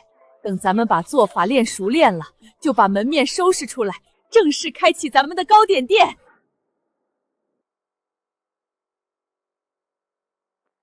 等咱们把做法练熟练了，就把门面收拾出来，正式开启咱们的糕点店。肉松小贝到底该怎么做啊？之前在现代，虽然看过师傅的制作过程，可我毕竟没有亲手操作过。不行，这样下去不是办法，我必须明天再去现代集市一探。桂花妹子，你可来了！我这是今早天不亮就上山采的野菜，新鲜的很，还有几只野兔，你看看能不能收？桂花妹子，我这里有几只山鸡，你按之前的价钱收就好，我们都相信你。大家一个个来，我慢慢给大家称重付钱。谢谢。宋桂花这老太婆肯定是藏着什么赚钱的门道，不然怎么敢净身出户，还能在镇上买房定居？我一定要打探清楚。各位乡亲，今日就先收这么多，多谢大家的支持，明日我还会来。好嘞，桂花妹子，你慢走。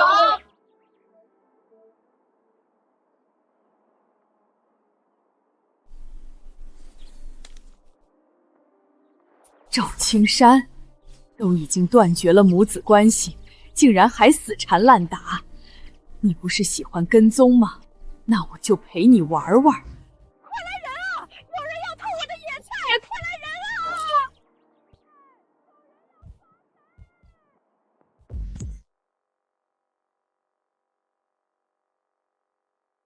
快来人啊！有人要偷我的野菜！不好，有人偷桂花妹子的野菜，大家快跟我来，别让小偷跑了！怎么来了这么多村民？要是被他们认出来，我肯定会被他们打死的。不行，我得赶紧跑！赶紧出来，别躲在后面装神弄鬼！这个偷我们辛辛苦苦摘的野菜，你胆子也太大！就是，你再不出来，我们就直接冲进去了。你还是出来吧，各位乡亲都来了，你是跑不掉的。赵青山，怎么是你？你不是和桂花妹子已经断绝母子关系了吗？还跑来这儿干嘛？赵青山，你为什么要偷偷跟踪我？你有什么企图？不是的，娘，不，宋桂花，我就是恰巧路过这里。恰巧路过？你骗谁呢？这条小路这么僻静，平日里很少有人经过，你怎么会恰巧路过这里？而且，你要是真的恰巧路过，那怎么躲在灌木丛里？就是，我看你就是不甘心桂花妹子过得比你好，想蓄意报复。你真是个畜生！一起上，把他押送去官府，听候发落。我没有，我真的没有，冤枉啊！是你，你是故意的，你这个毒！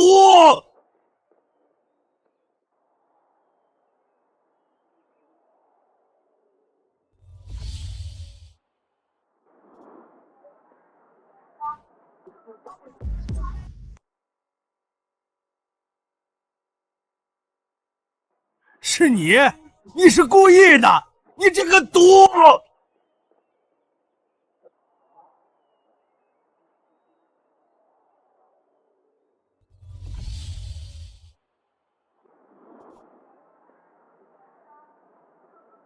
大姐，您来了，这次又带来了不少好东西吧？王老板，好久不见，您看看，还是按之前的规矩兑换就行。哎呀，大姐，这么新鲜的野味野菜在城里可不好找。您稍等，我这就给您称重算账。大姐，钱您收好，调料和面粉都给您备足了，下次再有好东西还往我这儿送。一定一定，那我先不打扰您忙活了，告辞。有了这些钱和调料面粉，再学会糕点的制作方法，糕点店就稳了。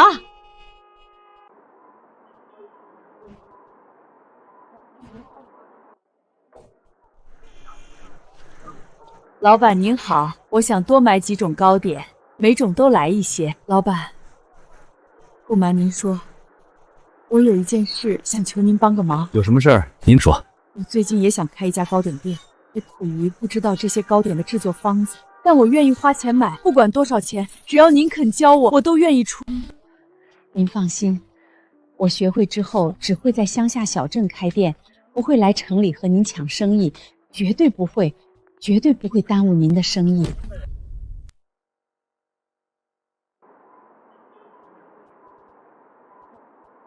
可苦于不知道这些糕点的制作方子，但我愿意花钱买，不管多少钱，只要您肯教我，我都愿意出。您放心，我学会之后只会在乡下小镇开店，不会来城里和您抢生意，绝对不会耽误您的生意。哈哈哈。大姐，你这可就太见外了，我还以为是什么难事呢，原来就是想要方子啊。老板，您的意思是愿意卖给我方子？什么买不买的，大姐你太客气了，这些糕点的方子在网上随处都能查到，根本不用花钱买。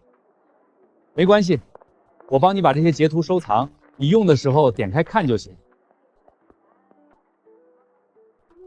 多谢老板，多谢老板。举手之劳而已，我都不知道怎么感谢您了，老板。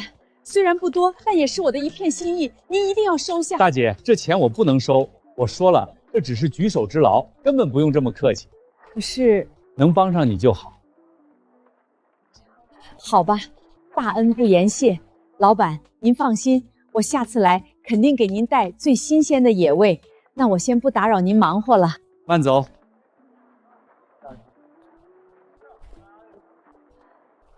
这世上还是好人更多。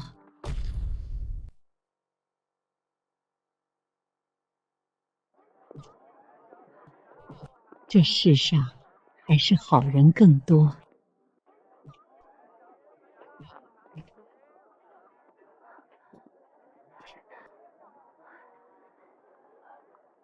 娘，您回来了。您这一去怎么这么久？是不是顺利拿到方子了？是啊，我现在就试试，看看能不能做的和之前一样好吃。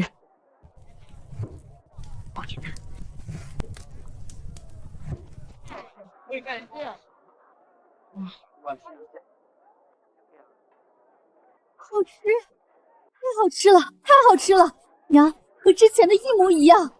是啊，娘，比咱们想象中还要好。您太厉害了。娘，有了这个方子，咱们的糕点店一定能开得红红火火，再也不用愁生计了。小美也喜欢吃。好吃就好，既然成功了，咱们就紧锣密鼓的筹备开店的事儿。青川，你伤好的差不多了，就帮忙收拾门面。婉娘，你帮着准备食材，打扫卫生。清河，你跟着我学做糕点，熟悉步骤，咱们争取早日把糕点店开起来。好。青川，你伤好的差不多了，就帮忙收拾门面。婉娘，你帮着准备食材，打扫卫生。清河，你跟着我学做糕点，熟悉步骤，咱们争取早日把糕点店开起来。好。走过路过，不要错过！桂花糕点铺今日正式开业啦！新鲜现做的特色糕点，样式新颖，来，口感绝佳。桂花糕点铺，从没听过，这糕点是什么样子的？闻着倒是挺香的。是啊，看着样式也挺新奇，就是不知道好不好吃。各位乡亲，大家放心，咱们家的糕点都是现做现卖，不好吃不要钱。不好吃不要钱？真的假的？尝尝吧。这太好吃了，外酥里嫩，甜而不腻，香气十足，简直是人间美味。是啊，这比我吃过的任何糕点都好吃。我也要一份。现做现卖，真好吃。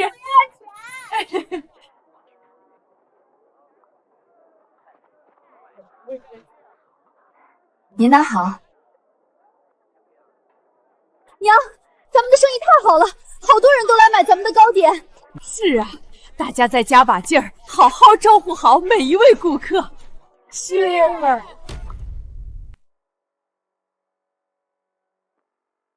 娘，咱们的生意太好了，好多人都来买咱们的糕点。是啊，大家再加把劲儿，好好招呼好每一位顾客。是。真是晦气！自从那老太婆搬走后，咱们的日子就越来越不好过，家里连顿饱饭都吃不上。早知道当初就不该让她那么轻易的走，应该把她手里的钱都抢过来。你以为我不想吗？谁知道那老太婆竟然藏得那么深？当初要是知道她能这么有钱，我死也不会和她断绝母子关系。那边怎么这么热闹？不知道，走，咱们过去看看去。青山，你看，那不是宋桂花吗？这糕点铺竟然是她开的！这个老不死的，刚和我们断绝母子关系，就有钱开这么大的糕点铺，生意还这么好。他肯定是早就藏着私房钱，预谋好了要甩开我们。就是，当初把房产田地都留给我们，还以为他有多好心，原来都是故意的。自己在镇上开店过好日子，却让我们在村里受苦受累，真黑心啊！不行，不能就这么算了。他凭什么过得这么好，我们过得这么苦？走，咱们上前找他算账，让他把糕点铺分我们一半，不然咱们就闹得他开不了店。走过路过，不要错过！桂花糕点铺今日正式开业啦！新鲜现做的特色糕点，样式新颖，口感绝佳。哟，宋桂花，你可真有本事啊！刚和我断绝母子关系，就带着青川这几个小的，在镇上开起了店，倒是潇洒得很啊！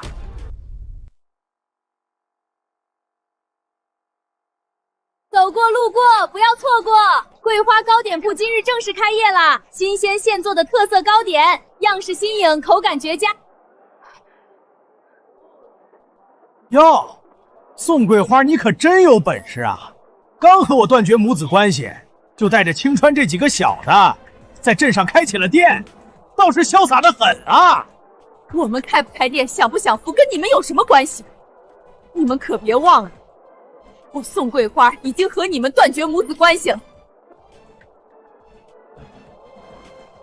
是啊，赵青山，娘已经把房产田地全都留给了你们，是你们自己好吃懒做，不肯下地干活，日子过不下去，凭什么来怪娘？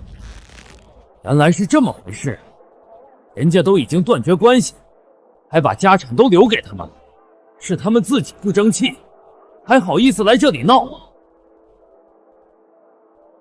就是啊，看着就不是什么好人，分明就是看到宋大娘生意好，心里不平衡，想来占便宜的。娘，你看你怎么说话这么绝情呢？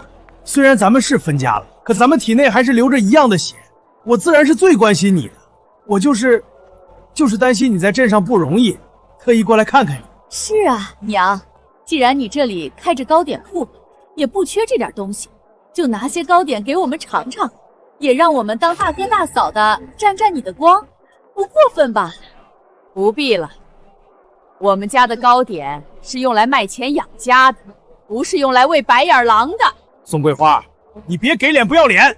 我告诉你，当初分家的时候说好家产一人一半，如今你这糕点铺生意这么红火，赚了这么多钱，按照分家的规矩，这糕点铺也该有我的一份。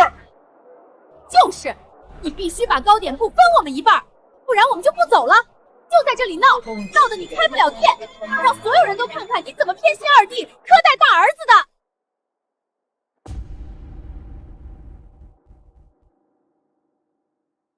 按照分家的规矩，这糕点铺也该有我的一份。你们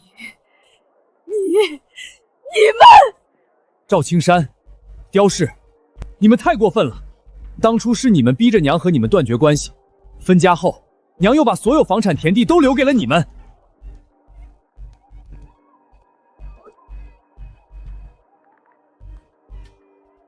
就是，你们也太不要脸了！娘待你们不薄，分家把所有东西都给了你们，是你们自己好吃懒做，把日子过垮了，现在却来欺负娘，你们的良心被狗吃了吗？是啊，做人要讲良心。当初分家的事，全村人都看在眼里，娘没有对不起你们，是你们自己不知足，如今却来这里闹，只会让人笑话。你们少在这里胡说八道！宋桂花就是偏心，就是苛待我们家青山，把家产都给了你们，自己还藏着私房钱开糕点铺。我们来要我们应得的，有错吗？就是，你们少在这里颠倒黑白。我是娘的大儿子，他的东西本来就该有我的一份，这糕点铺就该分我一半，给我钱，不然我就不走。这到底是怎么回事啊？若是真像这夫妻俩说的，宋大娘偏心二儿子，苛待大儿子，那也太过分了。是啊，看着这夫妻俩穿得破破烂烂，宋大娘这边却开着糕点铺，说不定还真的是亏待了大儿子，不然他们也不会来这里闹啊。也不好说，说不定是这夫妻俩想占便宜，故意污蔑宋大娘呢。赵青山，刁氏，我明明已经一让再让，难道你们非要毁掉我拥有的一切才肯罢休吗？各位街坊邻居，大家别听他们胡说八道。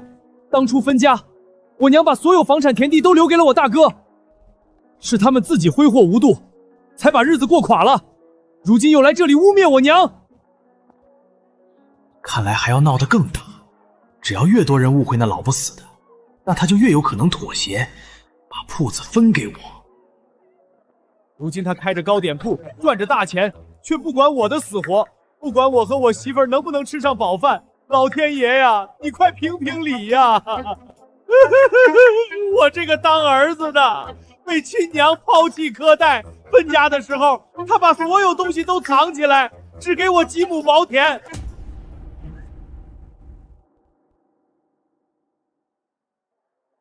看来还要闹得更大，只要越多人误会那老不死的，那他就越有可能妥协，把铺子分给我。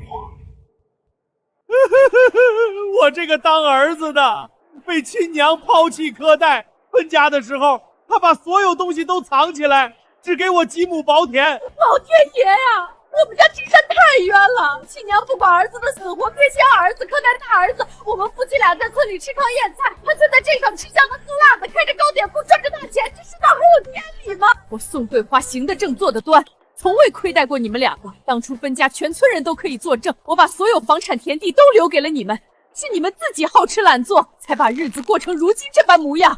你们今日在这里污蔑我，索性直接去官府。不行，要是真的闹到官府，吃亏的只会是我们。各位，我来说一句公道话，宋大娘心地善良，为人实在，前2天还帮了我。这么好的人，怎么可能看待自己的儿子？是啊，我看肯定是这夫妻俩想来这里撒泼，故意污蔑宋大娘。我刚才就觉得不对劲儿，哪有当儿子的在大庭广众之下躺在亲娘店铺门口撒泼打滚啊？宋大娘都说了去官府，你们要是真占理儿，怎么不去啊？赵青山，刁氏，官府请吧。你们送到官府去。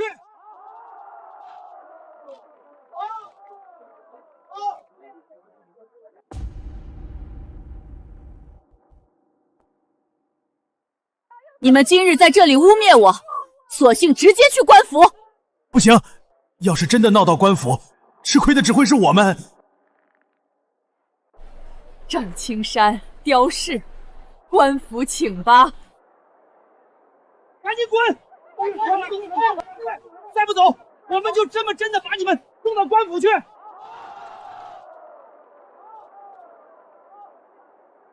多谢各位乡亲、各位街坊，今日多亏了你们，不然我还真不知道该怎么收场。这份恩情，我宋桂花记在心里了。为了感谢大家今日的支持与信任，我宣布，今日店里剩余的所有糕点全部买1送1。赵青山，你这个没脑子的东西，我让你闹，任你闹！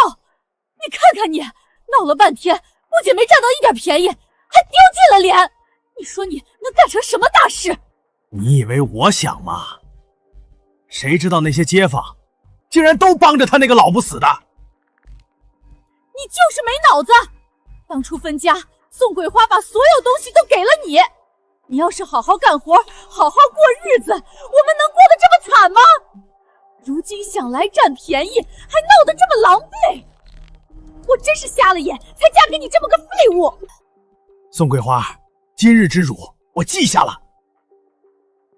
我现在就去村里找几个弟兄，跟我一起教训一下宋桂花一家人。那你能把糕点铺抢过来吗？当然。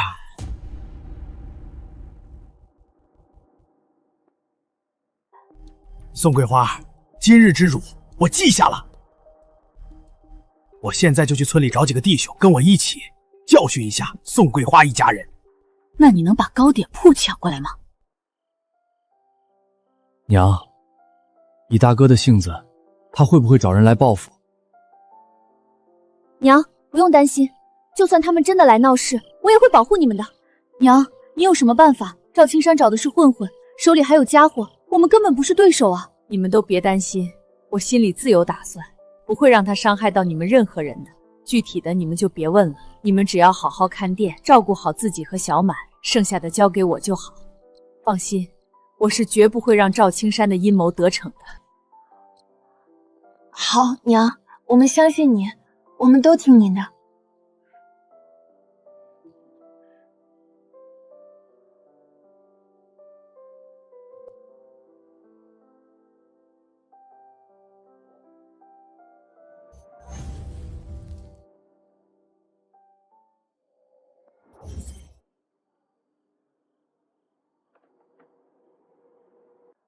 老板，我想问问您，你们这里有没有什么能防身的东西？防身的东西，防狼喷雾啊！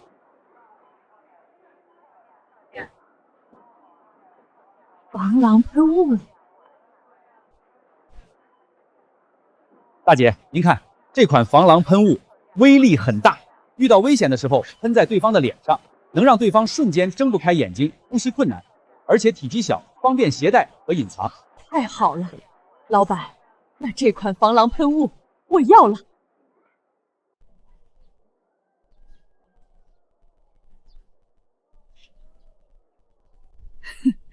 赵青山，只要你敢来，我就让你有来无回。宋桂花，你敢得罪我，今天我就让你付出代价！英雄们，给我砸！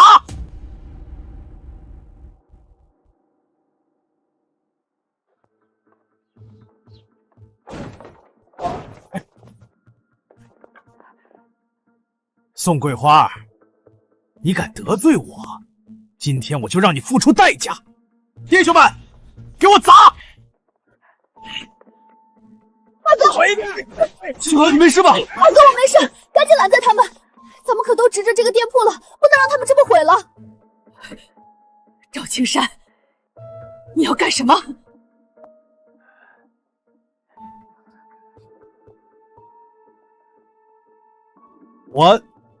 我来买东西，怎么不接待啊？这个我都要了。1两银子，我是你儿子，吃你2块糕点，你居然和我要钱？买东西不给钱，我看你分明就是来捣乱的。青川，把他给我扔出去！好嘞，赵青川，我是你哥，你这样对我会遭报应的。有你这样的哥就是我的报应。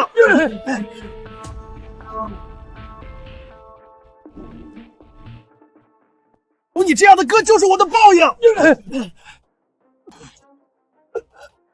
家的，你没事吧？青川，老东西，老二不过就是跌了个跟头就心疼了。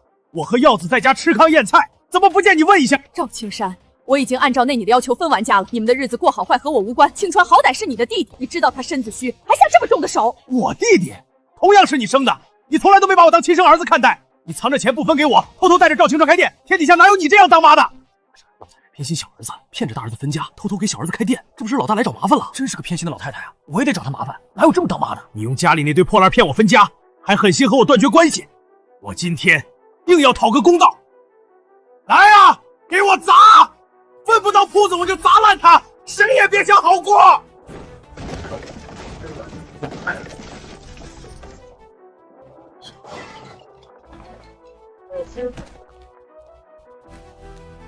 你们住手！快住手！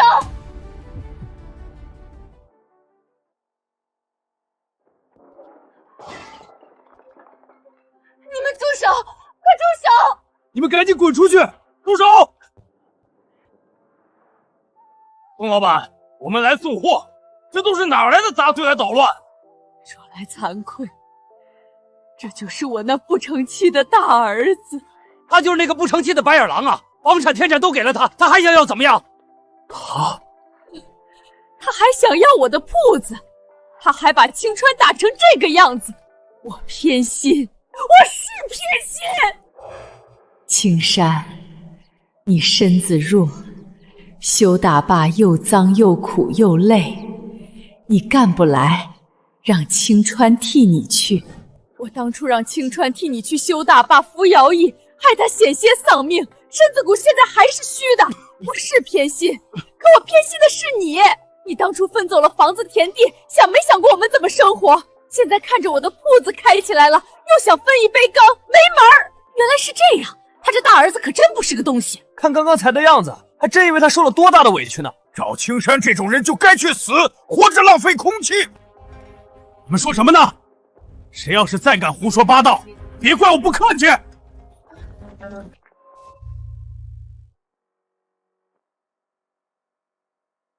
你们说什么呢？谁要是再敢胡说八道，别怪我不客气。有什么你冲我来，和旁人无关。老东西，我告诉你，今天这个铺子，你要是不给我分一半，我和你没完。我的这群兄弟们可都不是吃素的。青山，你有没有良心？你扪心自问，这些年妈亏待过你吗？少说这些没用的，你要是不答应，我就天天让我兄弟来闹，让你们做不成生意。行，我给。哼，早答应不就完了吗？多余让我闹这一出。娘，你不能答应他呀！像他这种人，你答应了一次，下一次就会变本加厉。娘，青川说的没错，你可千万不能答应。有你们他妈什么事儿？白纸黑字，立字据为证。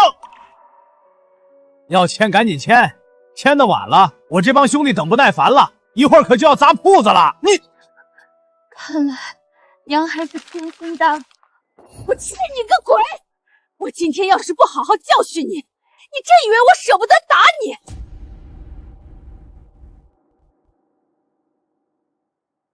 我欠你个鬼！赵青山，我告诉你，你以后休想再从我这儿拿走一个铜板。该分给你的都分给你了，你要是再来纠缠，小心我不客气。你，赶紧滚！给我砸！我过不好，你们也别想好过。老子是我的财主，我听不得让你们破坏他的生意。没错，我们还等着宋老板收野菜呢。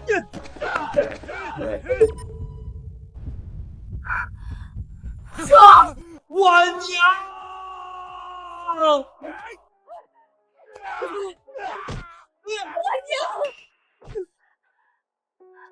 娘，我没事。都这样了还说没事儿，青川，赶紧送他去医馆。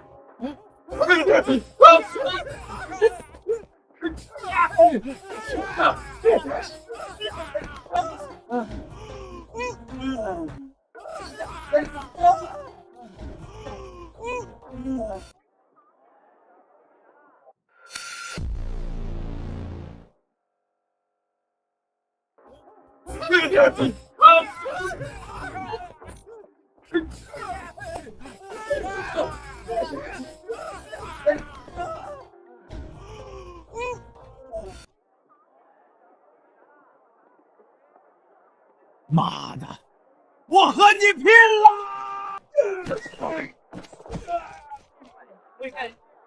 你们放开我！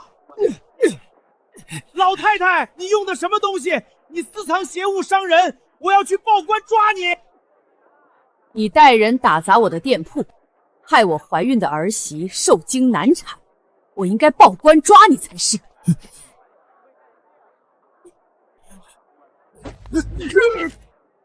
一个大男人整天为难自己的娘，简直不配为人。他就仗着他娘宠他，才敢这样无礼，真是个窝囊废！人杀！窝囊废！窝囊废！你们这群蠢货，你们懂什么？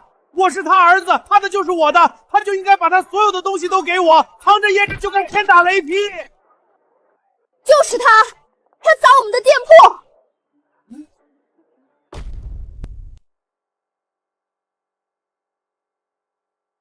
你们这群蠢货，你们懂什么？我是他儿子，他的就是我的，他就应该把他所有的东西都给我，藏着掖着就该天打雷劈。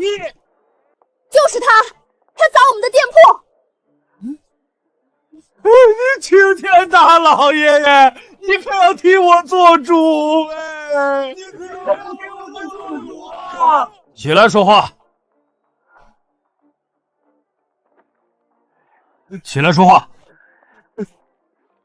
青天大老爷，这个老太太是我妈，我和我这些兄弟来她店里买东西，她却指使人打我。对了，她还有一种邪物，貌似是一种水雾，但是喷在脸上刺痛无比。这老太有这种邪物，会对咱们的公共治安造成威胁呀！青天大老爷，是否如他所言，你有邪物在手？来的邪物，赶紧交出邪物！宋老板。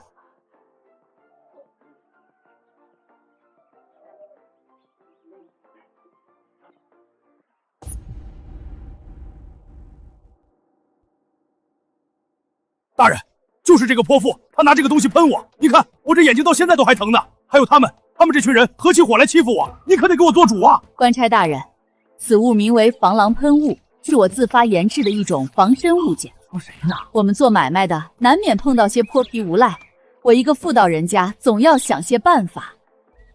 官差大人，他私自研制害人性命的东西，这种人必须要将他就地正法。害人性命？官差大人，此物主要成分是辣椒水，喷于歹人面部，只会让其辣眼睛，片刻之后便会恢复正常，何来害人性命一说？我的眼睛现在不疼了。你这老太还真是聪慧过人。若是我们当差能有此物，那能省不少的事儿啊！您可以和我批量。好啊，好啊，量大优惠。你这是受贿！我要去衙门告你！告状，他自己干了啥，心里没数。你告什么告？官差大人，今日之事分明就是赵青山带这群泼皮无赖来捣乱的。说得好，可有此事？从实招来，免受皮肉之苦。官差大人，不关我的事儿啊，是赵青山指使我们的，他让我们砸了老太太店，直到他答应把店铺交给赵青山为止。你，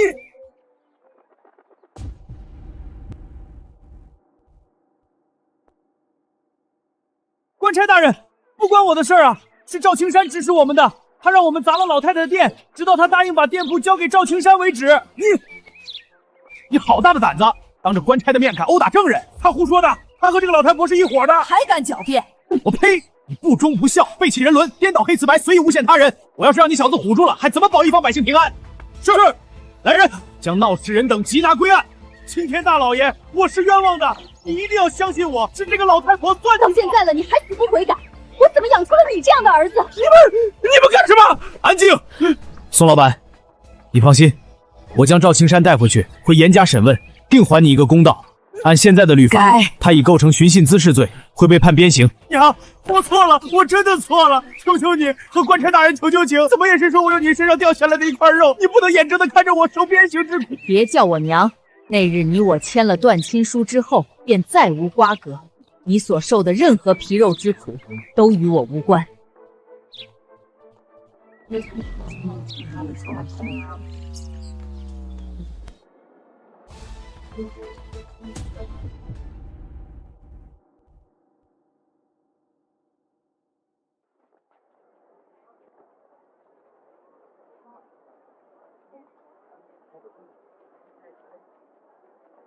今日多谢各位仗义直言，出手相救。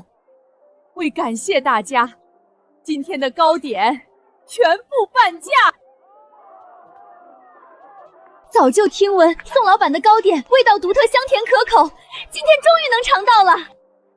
宋老板，今日我们本就是来送野菜的，现在野菜送到，我们该走了。清河，你去给大家装些糕点。宋老板，使不得，您这糕点怪贵的嘞。哎呀，拿着，今天多亏了你们，才没让赵青山那混账东西得逞。宋老板客气了，平日里您对我们关照有加，今日您遇到麻烦，我们自然不会坐视不理。那就把这糕点收下，这是我的一片心意。多谢宋老板，天色已晚，我们得赶紧回去了，告辞。慢走，路上小心。娘，您收了这么多的菜，要卖给谁啊？洋人，对，洋人，他们特别钟爱咱们的野菜，说什么健康、无公害，反正我也听不太懂。总之，他们愿意花大价钱买。宋老板，你快去看看，你儿媳，你儿媳怎么了？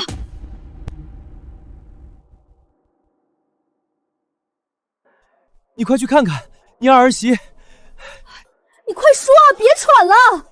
生了，快带我去看看，带我去看看。娘，还不知道是男孩还是女孩呢，您就高兴？万一再是个赔钱货，赔钱货就赔钱货，他奶奶有的是钱，专门给我孙女儿赔钱。娘，等等我，这老太太。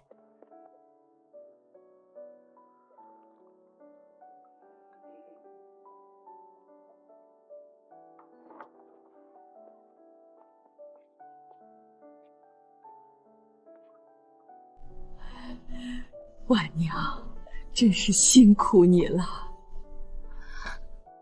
娘，可惜了，又是个丫头。丫头好啊，以后跟着奶奶学做生意，和小满把咱们的糕点铺子好好经营下去。好宝贝，快让奶奶抱抱。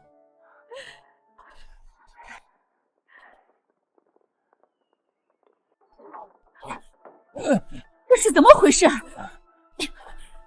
你们不是找那老东西去要铺子了吗？怎么会弄成这样？给老不死的报了官，青山哥因为寻衅滋事受了鞭刑，以后怕是站不起来喽。媳妇儿，我以后可什么都没了，就只有你了，我腿废了，你要好好伺候我。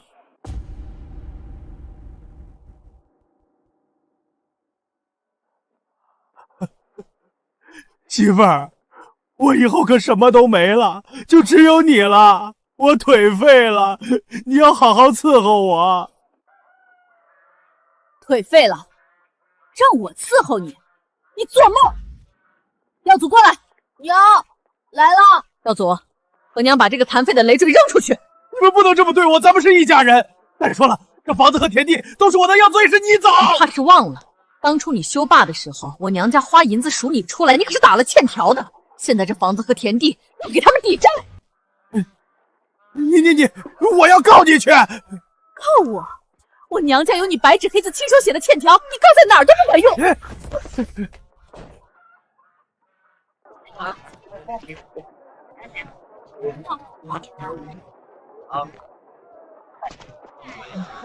娘，这锅您从哪儿弄来的？太有巧思了，中间还能放炭火。这个叫火锅，也是我从洋人那儿买的。来来来，涮菜涮肉吃。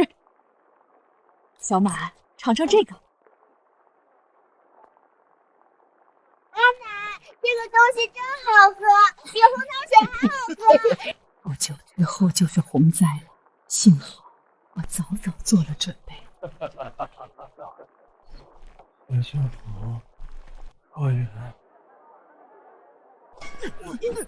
滚一边去，臭要饭的！好香啊！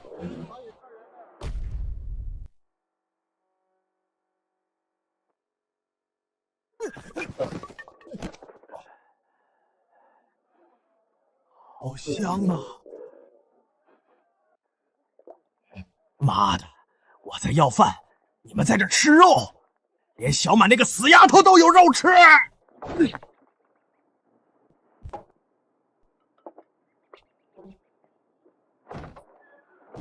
娘，是个乞丐。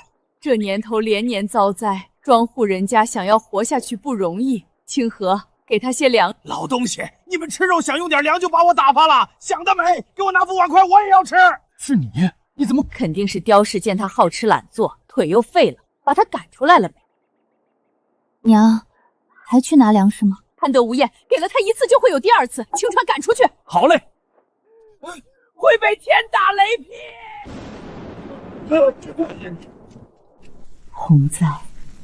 洪灾来了！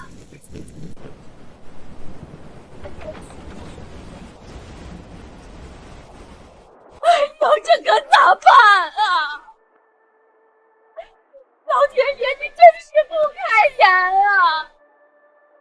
我们娘俩没活路了！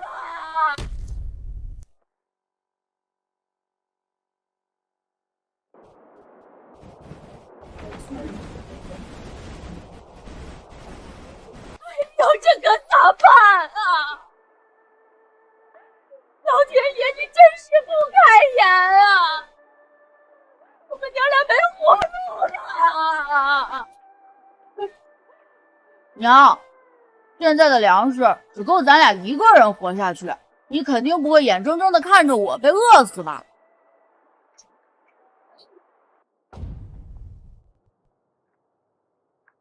宋老板真是好人啊！这灾荒年月，粮比金贵，宋老板能施粥，真是功德无量。是啊，宋老板，等我们好起来，一定来光顾您的事。大家严重了，遭遇天灾，我们是应该齐心协力，一同度过难关。等大家的日子好起来之后，我这生意不还得靠着大家吗？你不用挡了，我知道是你。哥，等灾荒之后，好好种地，靠自己的双手过上好日子，勤劳致富。赵青川，你瞧不起谁？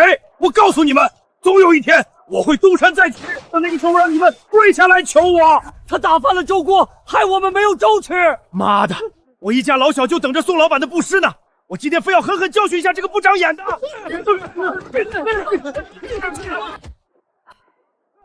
真是无药可救。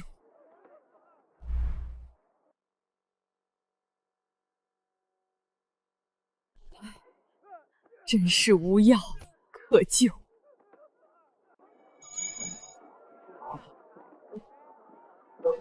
老伯，这是我们最新款的冲锋衣，防水性能特别好。